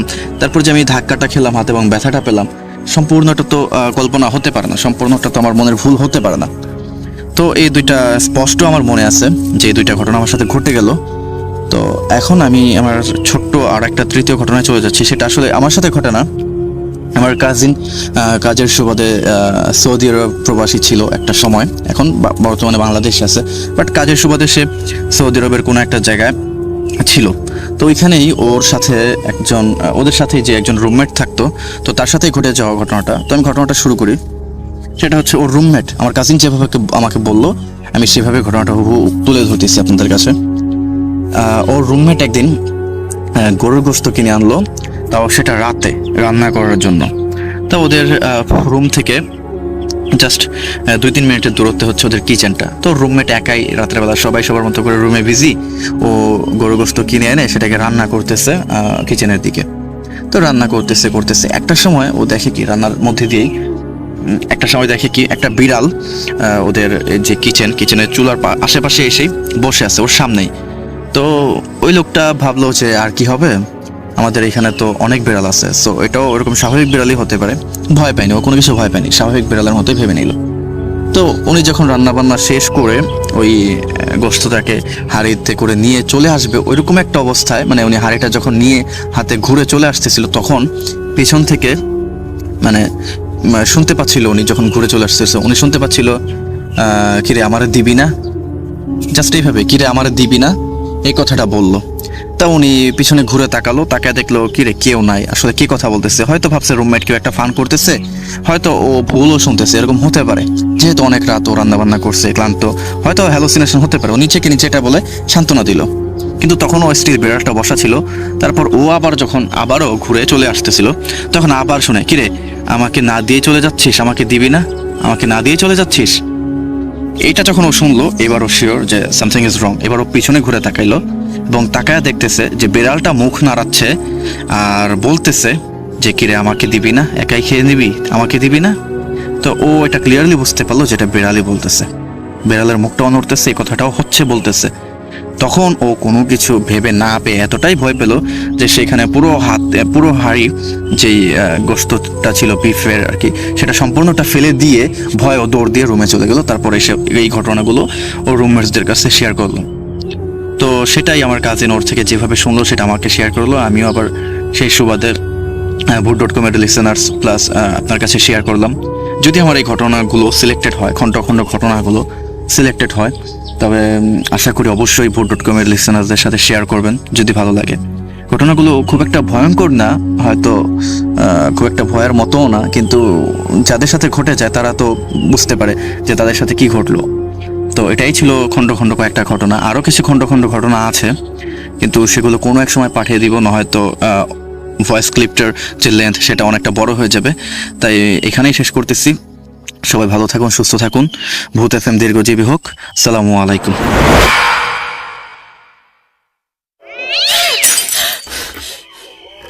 আজ আবার শুনতে পাচ্ছেন শব্দটা? ভয়ের আরেক নাম ভূত.com with Russell।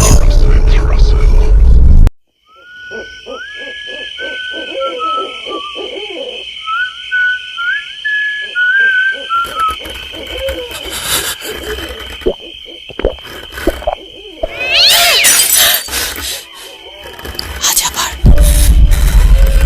শুনতে পাচ্ছেন শব্দটা? আমার আয়নার ভিতরে রোজ এভাবেই আসে। ভূত.com with Russell। যেভাবে লেখা আছে আমি সেভাবেই শুরু করছি। লিখছেন, হ্যালো রাসেল ভাই, আমার পরিচয় গোপন রাখার অনুরোধ করছি। 2014 থেকে ভূত FM শুনে আসছি, এখন ভূত.com। এটা আমার প্রথম ইমেল, পড়ে শোনালে খুশি হব। বানানোর শব্দ চয়নে ভুল হলে আন্তরিকভাবে দুঃখিত। আপনি রিটাইপ করে নিতে পারেন, আর ঘটনা সিলেক্টেড হলে আমাকে জানাবেন। আমি জানি আপনি সবসময় ভালোর দলে থাকেন, তাই বেশি কিছু না বলে সরাসরি ঘটনায় চলে যাচ্ছি। অনাকাঙ্ক্ষিত ভুলের জন্য দুঃখিত। আগে বলে রাখা ভালো, আমি লেখাপড়ার সুবাদে গোপালগঞ্জে আছি 6 মাস। আমার গ্রামের বাড়ি পিরোজপুর জেলার কোনো একটি জায়গায়। SSCর পরে আমি গোপালগঞ্জের একটি কলেজে পড়ছি। বলে রাখা ভালো, কলেজটা গোপালগঞ্জ শহর থেকে 12 কিলোমিটার দূরে অবস্থিত। আমি সহ আমার 2জন বন্ধু একই কলেজে থাকায় আমরা একটা মেসে উঠি। মেসটিতে ছিল 7টা রুম, 2 পাশে 4 বারান্দা, যাতে 2জন করে থাকে, আর মাঝে 3টা বড় রুম, 3 জন করে থাকে। অ্যাডজাস্ট রুম ছিল এগুলো। অ্যাডজাস্ট বললাম কারণ এই 7টা রুমে যে কোনো একটাই থাকলে কেউ সহজেই বাকি রুমগুলোতে যেতে পারত। কিন্তু একদম উত্তর দিকে একটা মাঝের রুমও একটা বারান্দা আছে, যেটা আলাদা। যে রুমে ঢুকতে হলে একটা গেট দিয়ে ঢুকতে হবে, এক কথায় সেটা সেপারেট রুম। বলে রাখা ভালো, এর পরে থেকে একটা পুরাতন কবরস্থান। সেপারেট রুম থেকে 3-5 মিটার দূরত্ব তার। আমরা 3 জন হওয়ায় আমিও আমার ফ্রেন্ডরা এই 3 জন সেপারেট রুমে উঠি এবং 3টা বেডে একটা অপারেটর সাথে এবং 3টা বেডই একটার সাথে অপরটা লাগিয়ে থাকতে শুরু করলাম। রুমে একটা জানলা ছিল আর 2টা দরজা ছিল। জানলার পাশে নিপু ছদ্মনাম, তার ডান পাশে আমি এবং তার ডান পাশে কৌশিক, এগুলো সবই ছদ্মনাম। প্রথম 1 মাস কোনো সমস্যা হয়নি, সবই ভালো ছিল। আমরাও আস্তে আস্তে থাকা শুরু করলাম। ঘটনা ঘটা শুরু হলো 1 মাস পর।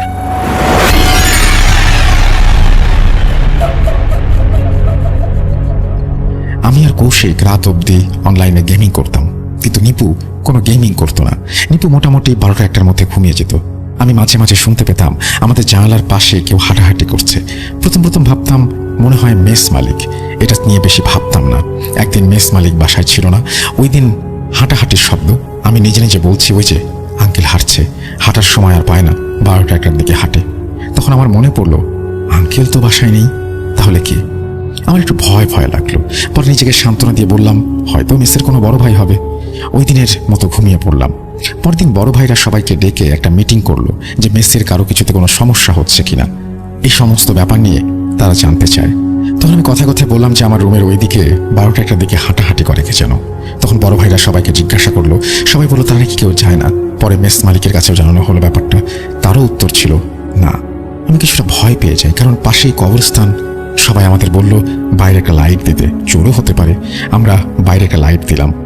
পরের 2 দিন তেমন কিছু নেই। এরপরে শুরু হলো আরও একটি আজব ঘটনা। মাঝরাতে শুরু হলো দরজা ও জানালায় নক করা। দরজায় 2 ও জানালায় 2টি করে ঢোকা একই সময়। এইসব আর কিছুই নিপু জানতো না, ও ঘুমিয়ে পড়তো। এসব বেশ কিছুদিন চলল, আর কিছুদিন পরে আপনি বন্ধ হয়ে গেল। কি শ্রোতা বন্ধু ভাবছেন ঘটনা এখানে শেষ? এতক্ষণ তো রুমের বাইরের ঘটনা বললাম, এবার শুরু হলো রুমের ভেতরের ঘটনা। একদিন হঠাৎ নিপু ও কৌশিক দুজনেই বাসায় চলে গেল। আমি রুমে একা। কিছু চিন্তা না করে রাতের খাবার খেয়ে ঘুমাতে যাব, হঠাৎ দরজায় নক। আমি দরজা খুলে দেখি কেউ নেই। ভাবলাম কেউ ভয় দেখানোর জন্য নক করেছে।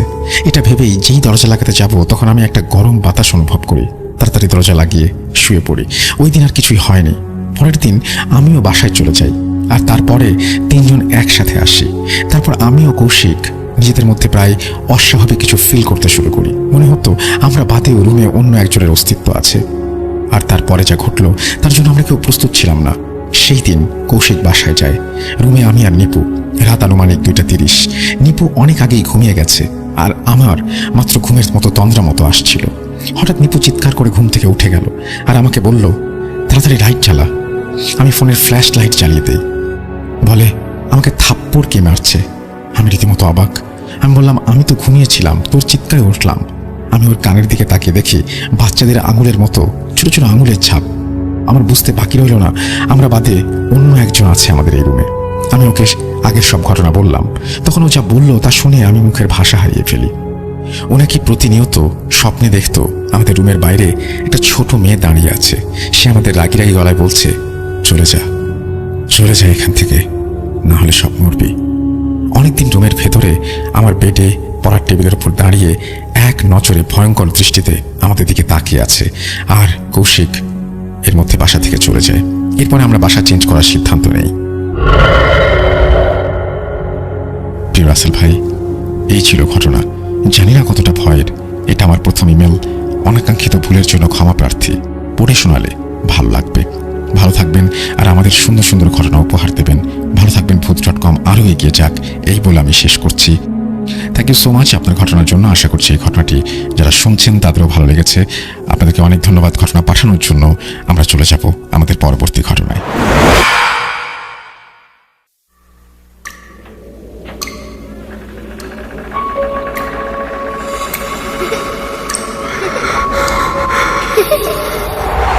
লুকোচুরি খেলবে?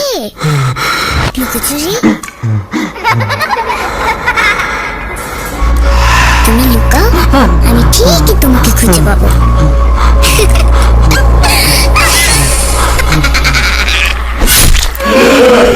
Voot.com with Russell.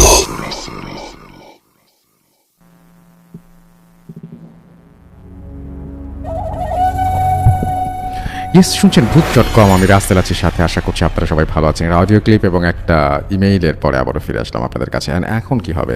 এখন হবে আরও একটা ইমেইল। সুতরাং কথা না বাড়িয়ে সরাসরি ইমেইলে চলে যাচ্ছে। আপনারা টেক্সট করুন, আপনারা মেসেজ পাঠান, আপনারা কমেন্ট করুন ফেসবুকে, আপনারা কমেন্ট করুন স্বাধীনে, এবং আপনারা সঙ্গেই থাকুন এবং ইমেল পাঠিয়ে দিন russell.booth.com@gmail.com অ্যাড্রেসে। আমরা চলে যাব আমাদের পরবর্তী ঘটনায়। Spirit, be here with me.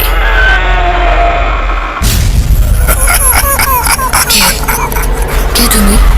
Booth.com. The fear returns with Russell.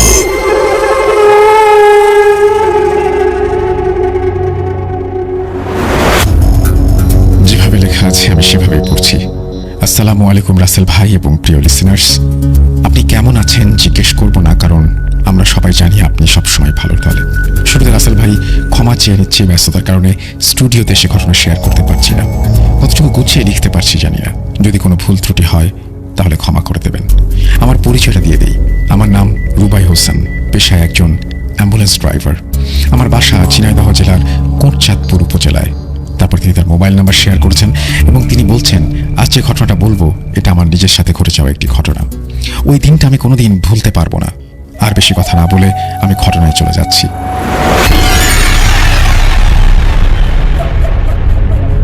দিনটা ছিল শনিবার, তারিখটা ছিল 1 এপ্রিল 2021। সময়টা রাত 11টা কি 11:30।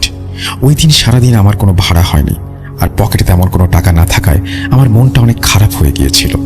ওই দিন এশার আজানের কিছুক্ষণ পর একটা ভ্যানে করে 16-17 বছর বয়সের একটা ছেলেকে আনা হয় হাসপাতালে। আমি তখন হাসপাতালের ইমার্জেন্সিতে ডাক্তার সাহেবের সাথে আপনার ভূত FM এর গল্প শেয়ার করছিলাম। ছেলেটাকে তখন ইমার্জেন্সিতে আনা হয়। তারপর ছেলেটির বাবা ডাক্তার সাহেবকে বললেন যে তার ছেলে নাকি বিষ পান করেছে। তারপর ছেলেটিকে ওয়াশ করার জন্য নিয়ে যাওয়া হয়, কিন্তু অনেক চেষ্টা করেও ছেলেটিকে বাঁচাতে পারেন ডাক্তাররা। তারপর পুলিশকে খবর দেওয়া হয়, পুলিশ আসে এবং ছেলেটির লাশটিকে ময়নাতদন্ত করার জন্য নিয়ে যেতে চায়। ছেলেটির পরিবার পুলিশকে অনেক অনুরোধ করলে পুলিশ তাদের ঠিকানা লিখে চলে যায়। প্রায় 12টা। তারপর তারা আমাকে লাশ তাদের বাসায় পৌঁছে দেওয়ার জন্য অনুরোধ করে। আমি তখন লাশ নেওয়ার জন্য গাড়ি নিয়ে আসি। তারপর ওই ছেলেটির লাশ নিয়ে আমার গাড়িতে ওঠে। এই ছেলেটির বাসা আমাদের সরকারি হাসপাতাল থেকে 20 থেকে 25 কিলোমিটার দূরে। লাশ নিয়ে যাওয়ার সময় কোনো সমস্যা হয়নি, সমস্যা শুরু হয় পরে। একটা কথা বলতে ভুলে গেছি, ওই গ্রামে যাওয়ার আগে প্রায় 2 কিলোমিটার শ্মশান ছিল। ওখানে অনেক লোকের সাথে অনেক ঘটনা ঘটেছে এবং অনেক মানুষ তার মৃত্যু হয়েছে। আমি ঘটনায় ফিরে যাই। আমি ভাড়ার টাকা নিয়ে তাদের কাছ থেকে বিদায় নেই। তারপর আমি হাসপাতালের উদ্দেশ্যে বেরিয়ে পড়ি। শ্মশান যখন আর 2 মিনিট বাকি, তখন শুরু হয় আসল ঘটনা। আমার গাড়ির গতি ছিল 40 থেকে 50 কিলোমিটার। হঠাৎ করে আমার গাড়িটা অনেক ভারী হয়ে যায়। আমার গাড়ির ভেতরে অনেক দুর্গন্ধ ছড়িয়ে পড়ে। আমার আর বুঝতে বাকি রইল না যে কোনো খারাপ কিছু ঘটতে চলেছে। যেহেতু লকডাউন চলছিল তাই রাস্তায় কোনো গাড়ি ছিল না। আমি তাড়াতাড়ি করে একটা গাড়ির ড্যাশবোর্ড থেকে আগরবাতি ধরাই। তারপর আমার গাড়ির পেছন থেকে একটা ভারী গলার আওয়াজ শুনতে পাই। কেউ একজন আমাকে বলে আমি নাকি তার ক্ষতি করেছি এবং এখন সে আমার ক্ষতি করবে।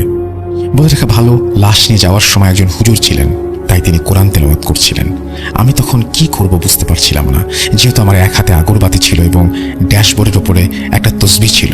এই তসবিহটা হুজুর দিয়েছিলেন আর বলেছিলেন, এটা তোমাকে অনেক বিপদ থেকে রক্ষা করবে আর আমি তোমার সাথে থাকবো। এই কথাটা শুনে আমি একটু অবাক হলাম। আমি কারণ জানতে চাইলে তিনি একটা হাসি দিয়ে চলে গেলেন। যাই হোক রাসেল ভাই, ওই জিনিসটা অনেক চেষ্টা করছিল, কিন্তু সে আমার কোনো ক্ষতি করতে পারেনি। তার চিৎকারে আমার কান ফেটে যাচ্ছিল। যখন শ্মশানটা প্রায় শেষ হয়ে যাবে তখন একটা ঠান্ডা এবং সুগন্ধযুক্ত বাতাস আসে এবং পুরো গাড়িটা সুগন্ধে ভরে যায় আর অনেক ধস্তাধস্তি শুরু হয়। এক পর্যায়ে আমার গাড়ির পেছনের বাম পাশের জানালার গ্লাস ভেঙে যায়। তারপর সেই কণ্ঠ বলে ওঠে, কাজটা ভালো করলি না, তোকে দেখে নেব। তার থেকে 4-5 মিনিট পর সেই হুজুর আমাকে ফোন করেন আর যা বললেন তা আমি বিশ্বাস করতে পারছিলাম না। তিনি বলেন, আর ভয় নেই, ও আর আসবে না। তুমি ঠিক আছো তো বাবা? তুমি নিশ্চিত থাকো, ও তোমার কোনো ক্ষতি করতে পারবে না। তারপর আমি হাসপাতালে পৌঁছে গাড়ি রেখে বাসায় চলে আসি। তারপর টানা 3 দিন আমার প্রচণ্ড জ্বর ছিল। সুস্থ হবার কিছুদিন পর আমি হুজুরের সাথে জানতে পারি, হুজুর বলেন, আমি জানতাম তুমি যাওয়ার সময়ও তোমার ক্ষতি করতে পারে, তাই আমার তসবিটা তোমাকে দিয়েছিলাম এবং আমার একটা ছাত্রকে পাঠিয়েছিলাম, কিন্তু ওই জিনিসটা অনেক শক্তিশালী ছিল, তাই তাকে মারধর করে সে পালিয়ে আসে এবং আমাকে বলে আমি আর দেরি না করে আমার গুরুকে ডাকি এবং তোমাকে সাহায্য করতে বলি, এবং তিনি আমার অনেক ছাত্র নিয়ে তোমাকে সাহায্য করে। রাসেল ভাই, ওই দিন ওই হুজুর যদি না থাকতেন তাহলে বাঁচতে পারতাম না।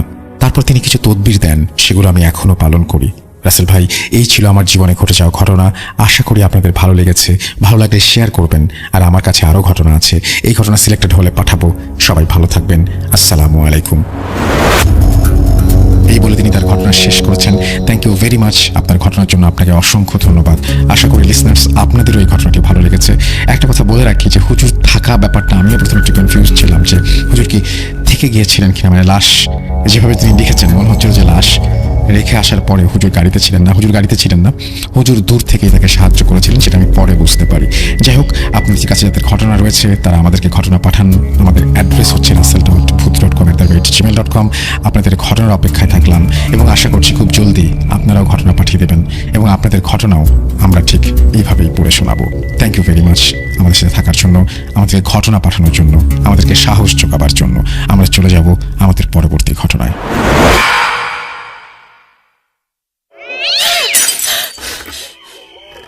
আজ আবার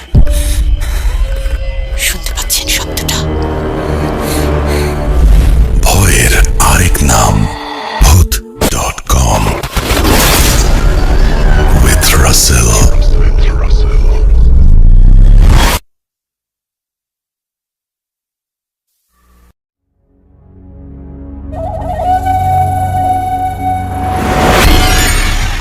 ওয়েলকাম ব্যাক। আপনাদের সবাইকে স্বাগত জানাচ্ছি আমি রাসেল। আশা করছি আপনারা সবাই ভালো আছেন এবং ভালোর দলে আছেন। এবং আজকে আমাদের 167তম এপিসোড চলছে। আমি রাসেল আছি আপনাদের সাথে। আজকে চমৎকার কিছু অডিও ক্লিপ এবং আমাদের যারা মডারেটর রয়েছেন এবং স্টোরি টেলার রয়েছেন তারা পর্যন্ত প্রশংসা করছিলেন। দে আর রেগুলার স্টোরি টেলার, বাট তাদের কাছেও এইটা খুব বেশি ভালো লেগেছে। তো আমরা আজকে আমাদের শেষ ঘটনাটা এখন আপনাদের শোনাতে চাই। It's going to be a long story by Sohag. চমৎকার একটা অডিও ক্লিপ, চলুন আমরা কথা না বাড়িয়ে শুনে আসি, সাথেই থাকুন।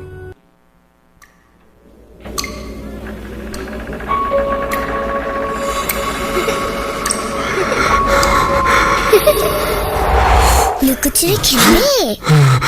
লুকোচুরি তুমি লুকাও, আমি ঠিকই তোমাকে খুঁজে পাবো।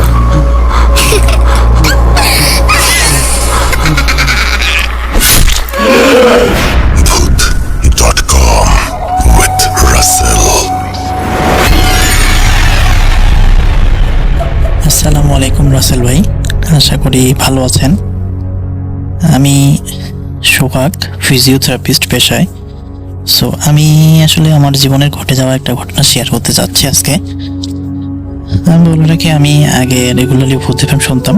তো ভূত এফএম বন্ধ হয়ে যাওয়ার পর এখন ভূত.com এর সাথে সবসময় না থাকতে পারলেও মাঝে মাঝে শোনার চেষ্টা করি, যেহেতু কর্মব্যস্ততার কারণে সময় পাই না। তো এই ঘটনাটা আমি আসলে অনেক আগে থেকেই আপনার কাছে সেন্ড করতে চাই, কিন্তু সময়ের অভাবে করে উঠতে পারি না। সো আজকে একটু সময় পাইলাম, তাই ঘটনাটা আর কি পাঠানোর জন্য প্রস্তুতি নিয়ে অডিও ক্লিপটা করে পাঠাচ্ছি আপনাকে।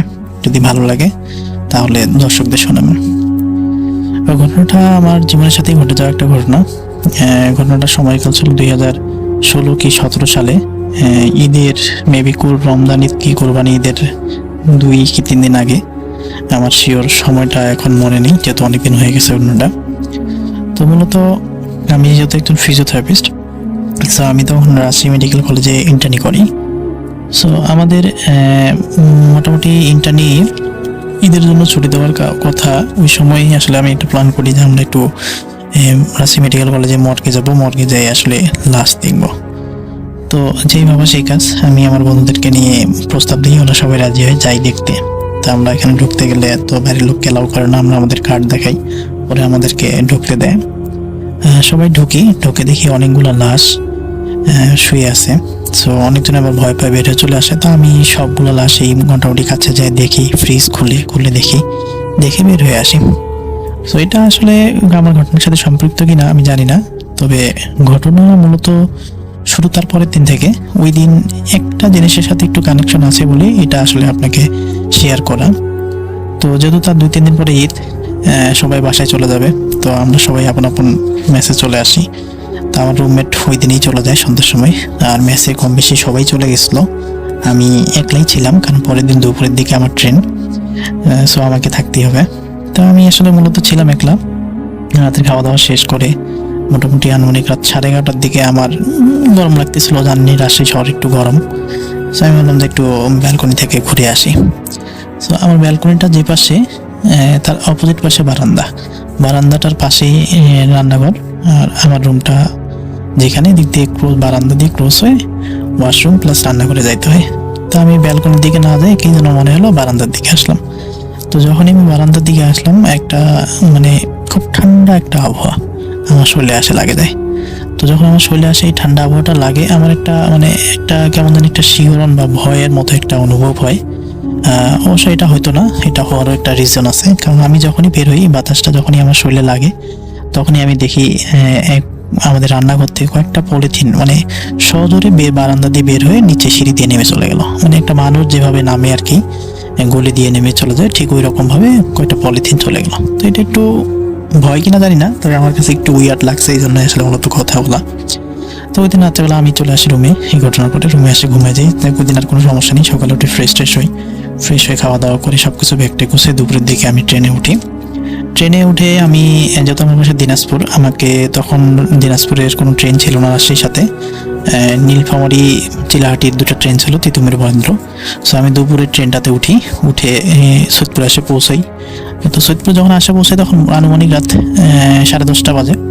তো 10:30টার সময় যখন বাজে, আমি এখান থেকে নামার পরে অটো নিয়ে এর টার্মিনালে চলে আসি, কারণ আমাকে তো দিনাজপুরের দিকে যাইতে হবে। দিনাজপুরের দিকে যেতে হলে অবশ্যই আমাকে বাসে বা অন্য কোনো ওয়েতে যাইতে হবে, ওই দিক দিয়ে তো যাওয়া সম্ভব না। তো আমি টার্মিনালে আসে ফ্রেশ হয়ে খাওয়া দাওয়া করে অনেকক্ষণ আসলে ওয়েট করি বাসের জন্য। তো অনেকক্ষণ থাকার পর বাস আসলে আসতেছিল না। তো মোটামুটি আমার কিছুক্ষণ থাকার পরে এরকম করে তো একটা দেখে অ্যাম্বুলেন্স আসলো। তো আমি অ্যাম্বুলেন্সটার সামনে যাই দাঁড়াইলাম। তো মেনলি আমি অ্যাম্বুলেন্সকে জিজ্ঞাসা করিনি যে অ্যাম্বুলেন্স কোথায় যাবে। তো অ্যাম্বুলেন্স ড্রাইভার ব্রেক করে আমাকে বললো যে মামা যাবেন নাকি। তাই আমি বললাম যে হ্যাঁ যাবো, আপনি কোন দিকে যাবেন। তো অ্যাম্বুলেন্স ড্রাইভার আমাকে বললো যে আপনি যেদিকে যাবেন আমরা সেদিকেই যাবো। তা আমি অত কিছু না বলে অ্যাম্বুলেন্সে উঠে পড়ি। আশেপাশে অত লোকজন ছিল না, অনেক রাত, তবে সময়টা একটু শীতকালীন সময়, মানে একটু হালকা ঠান্ডা ভাবের সময় ছিল আর কি। তো আমি আসলে উঠে পড়ি, যেখানে লাশ শোয়া অ্যাম্বুলেন্সের ওইখানে যাই বসি। ওইখানে বসার পরে এখন আমি অ্যাম্বুলেন্স ড্রাইভারকে বলে যে আমি বীরগঞ্জের ওই পাশে যাবো বলে মোবাইলটা বের করে টাইম দেখি মোটামুটি রাত 11:40 কি 45 এরকম হবে টাইমটা। তো দেন আমি যখন দেখলাম এরকম হয়, তো দিনটা ছিল কিন্তু শুক্রবারের দিন। আমি যত ভূত এফএম শুনতাম অ্যাপস দিয়ে, সো আমি আসলে ডাটা কানেকশন অন করে ভূত এফএম চালু করি রেডিও 40। চালু করার পর দেখি যে আসলে এখনো চালু হয়নি, লেট আছে। তো আমি ফোনটা আবার অফ করে পকেটে রাখি একটু তন্দ্রায় যাই, মানে একটু চোখ বন্ধ করলে একটু তন্দ্রা টাইপের মতো চলে আসে আমার। তা আমি তন্দ্রায় যাওয়ার পর কিছুক্ষণ পরে আমাকে ড্রাইভার হঠাৎ করে বলে যে মামা নামো। তা আমি বললাম যে নামবো মানে মামা, কয়ে হ্যাঁ নামো, চলে আসছি। তা আমি বললাম যে চলে আসছি মানে এত তাড়াতাড়ি? তো বললো যে হ্যাঁ চলে আসছি। তা আমি আসলে নামে দেখি যে আসলেই চলে আসছি। তো একটা জিনিসে অবাক করার বিষয়, আমি আসলে আমাদের যে বাসাটা সেটা হচ্ছে বীরগঞ্জ থেকে কবিরাজহাট বাজার, কবিরাজহাটের পর একটা জায়গা আছে ওটাকে হঠাৎ পাড়া বলে, আমি এখানে নামবো। কিন্তু আমি কিন্তু ড্রাইভারকে বলি নাই যে আমি হঠাৎ পাড়াতেই নামবো, কারণ আমি ওকে বলছি বীরগঞ্জ পর্যন্ত, তারপরের জায়গাগুলোর কথা কিন্তু বলিনি। কিন্তু ড্রাইভার আমাকে ঠিক হঠাৎ পাড়া যখন নিয়ে আসে ওইখানে নিয়ে এসে নামাই দিচ্ছে। তা আমি এই জিনিসটা আমার উইয়ার্ড লাগছে। তা আমি তো ড্রাইভারকে বলিনি, ড্রাইভার জানলো কিভাবে? সো আমি যখন নামার পরে মানি ব্যাগ বের করে এখন টাকা দেওয়ার জন্য ফ্ল্যাশ বের করবো, এই জন্য মোবাইলটা হাতে নিলাম। মোবাইলটা হাতে নিয়ে দেখি যে তখন এখনো 12টা বাজতে প্রায় 3-4 মিনিট বাকি আছে। তা আমি একটু অবাক হয়ে গেলাম, তো কি ব্যাপার, এত তাড়াতাড়ি কিভাবে আসে সম্ভব?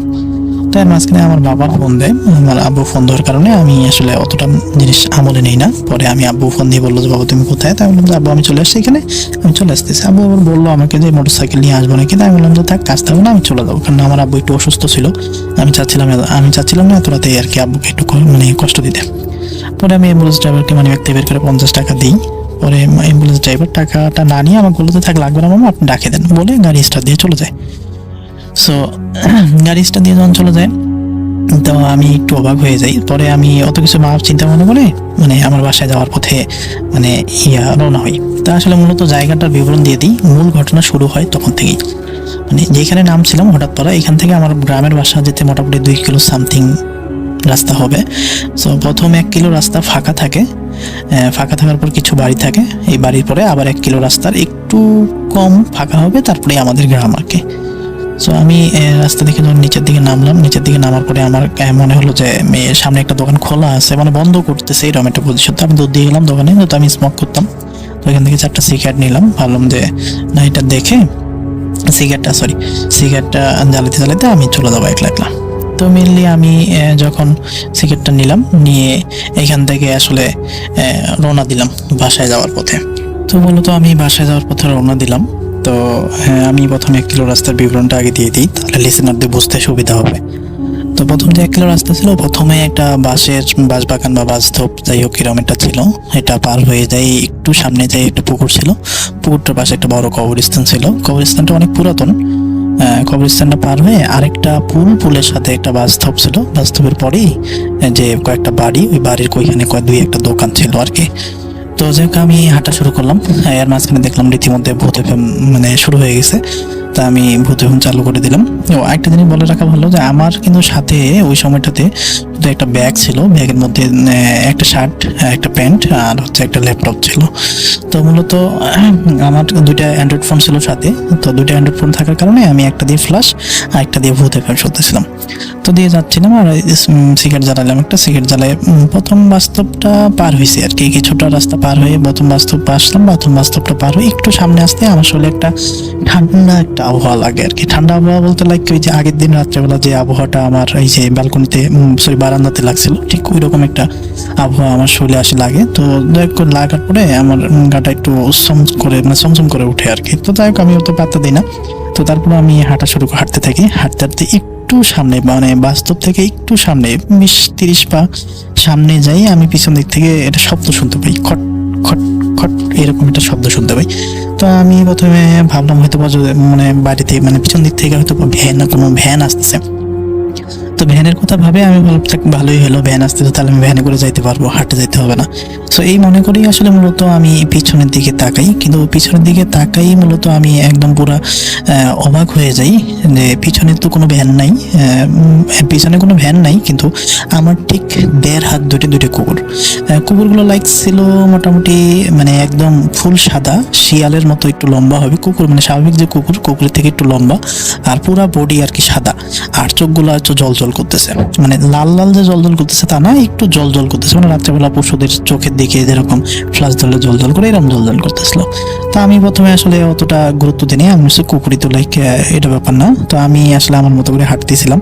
তা হাঁটতে হাঁটতে আমি যখন পুকুর পাড়ের কাছাকাছি চলে আসি, তো পুকুর পাড়ের কাছাকাছি যখন চলে আসি তখন দেখি যে শব্দটা আসতেইছে, প্লাস আমি আবার পিছনের দিকে তাকাই, এখন ঠিক দেখি যে আমার 1.5 হাত দূরে 2টা কুকুর, 2 পাশে, ডান পাশে একটা বাম পাশে একটা, আমার দিকে তাকায়, মানে এমন একটা দৃষ্টি নিয়ে আসে, মানে এই বুঝে আমাকে কামড় দিবে বা খেয়ে ফেলবে এরকম একটা পরিবেশ।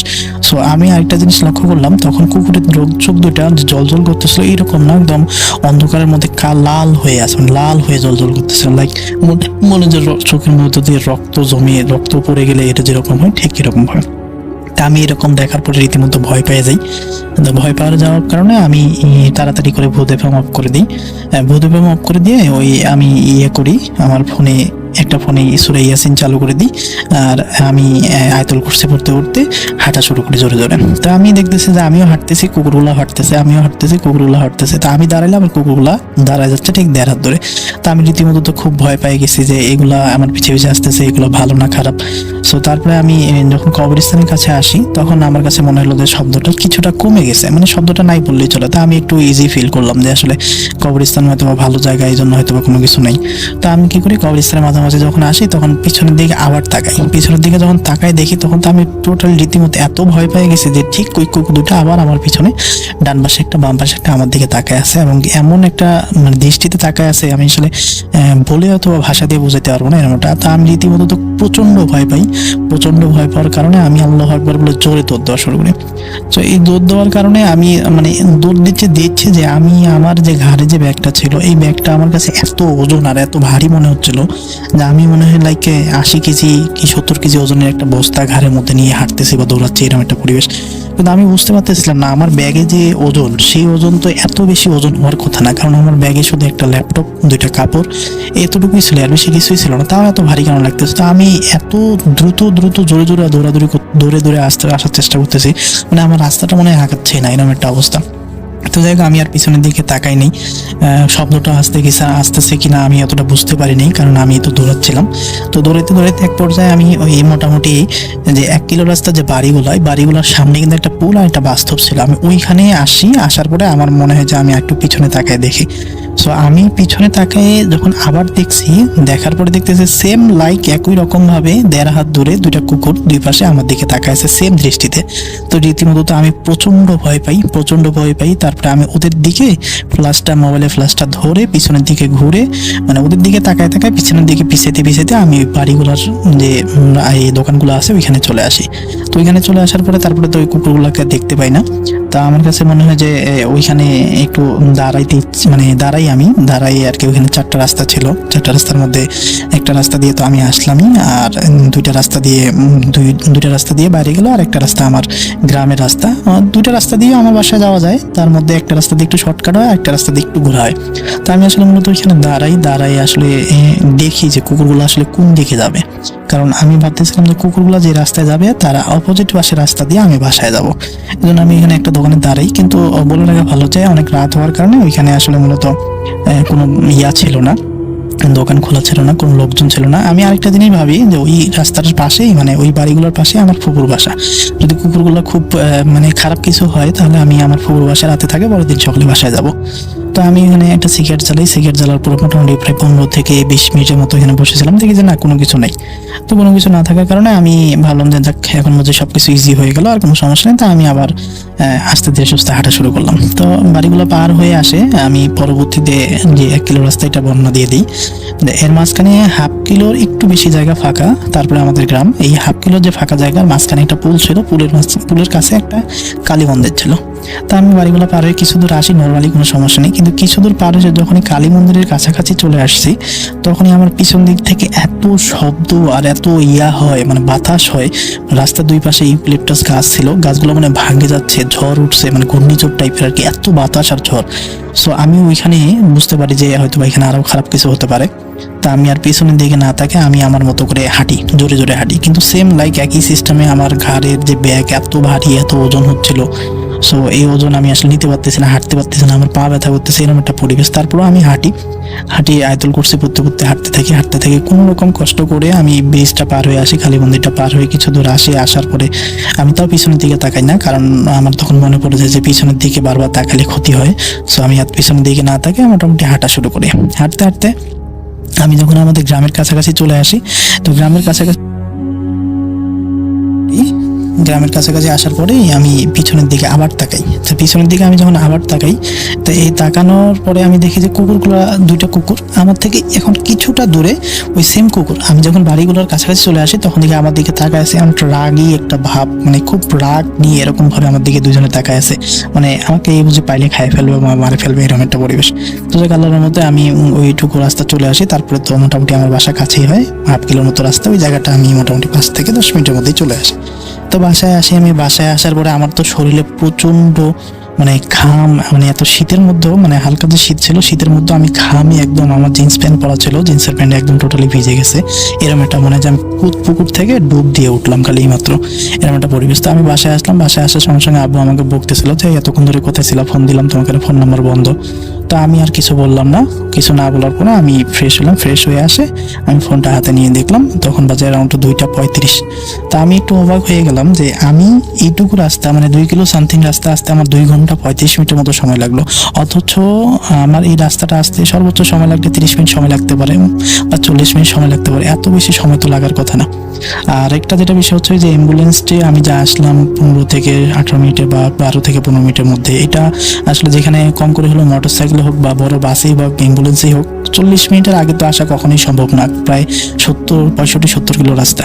সো আমি আসলে জানি না ওই অ্যাম্বুলেন্স ড্রাইভার কে ছিল আর এই কুকুরগুলা কে ছিল, আমি আসলে বুঝে উঠতে পারি না এটা ভৌতিক কিনা আমি জানি না, তবে আমার লাইফে একটা মানে কালো অধ্যায় হিসেবে এটা আছে।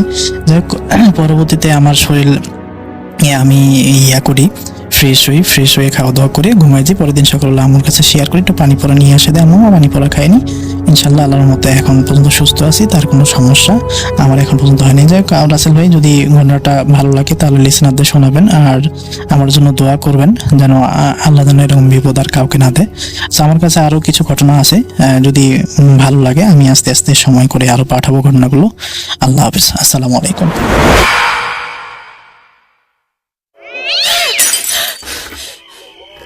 আজ আবার শুনতে পাচ্ছেন শব্দটা? ভয়ের আরেক নাম ভূত.com with Russell.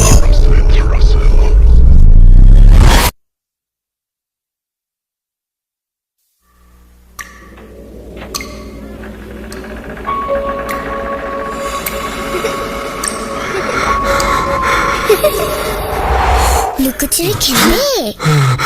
লুকোচুরি তুমি লুকাও, আমি ঠিকই তোমাকে খুঁজে পাবো।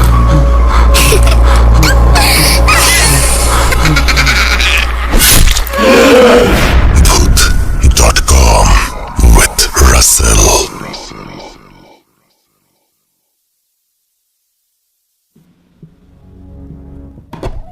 Welcome back. তো এই ছিল আমাদের আজকের ভূত.com। আশা করছি আপনাদের সবার ভালো লেগেছে। যদি ভালো লাগে, এতটুকু ভালো লাগে আমাদের অবশ্যই জানাবেন। Thank you very much. আপনার আল্লাহ হাফেজ।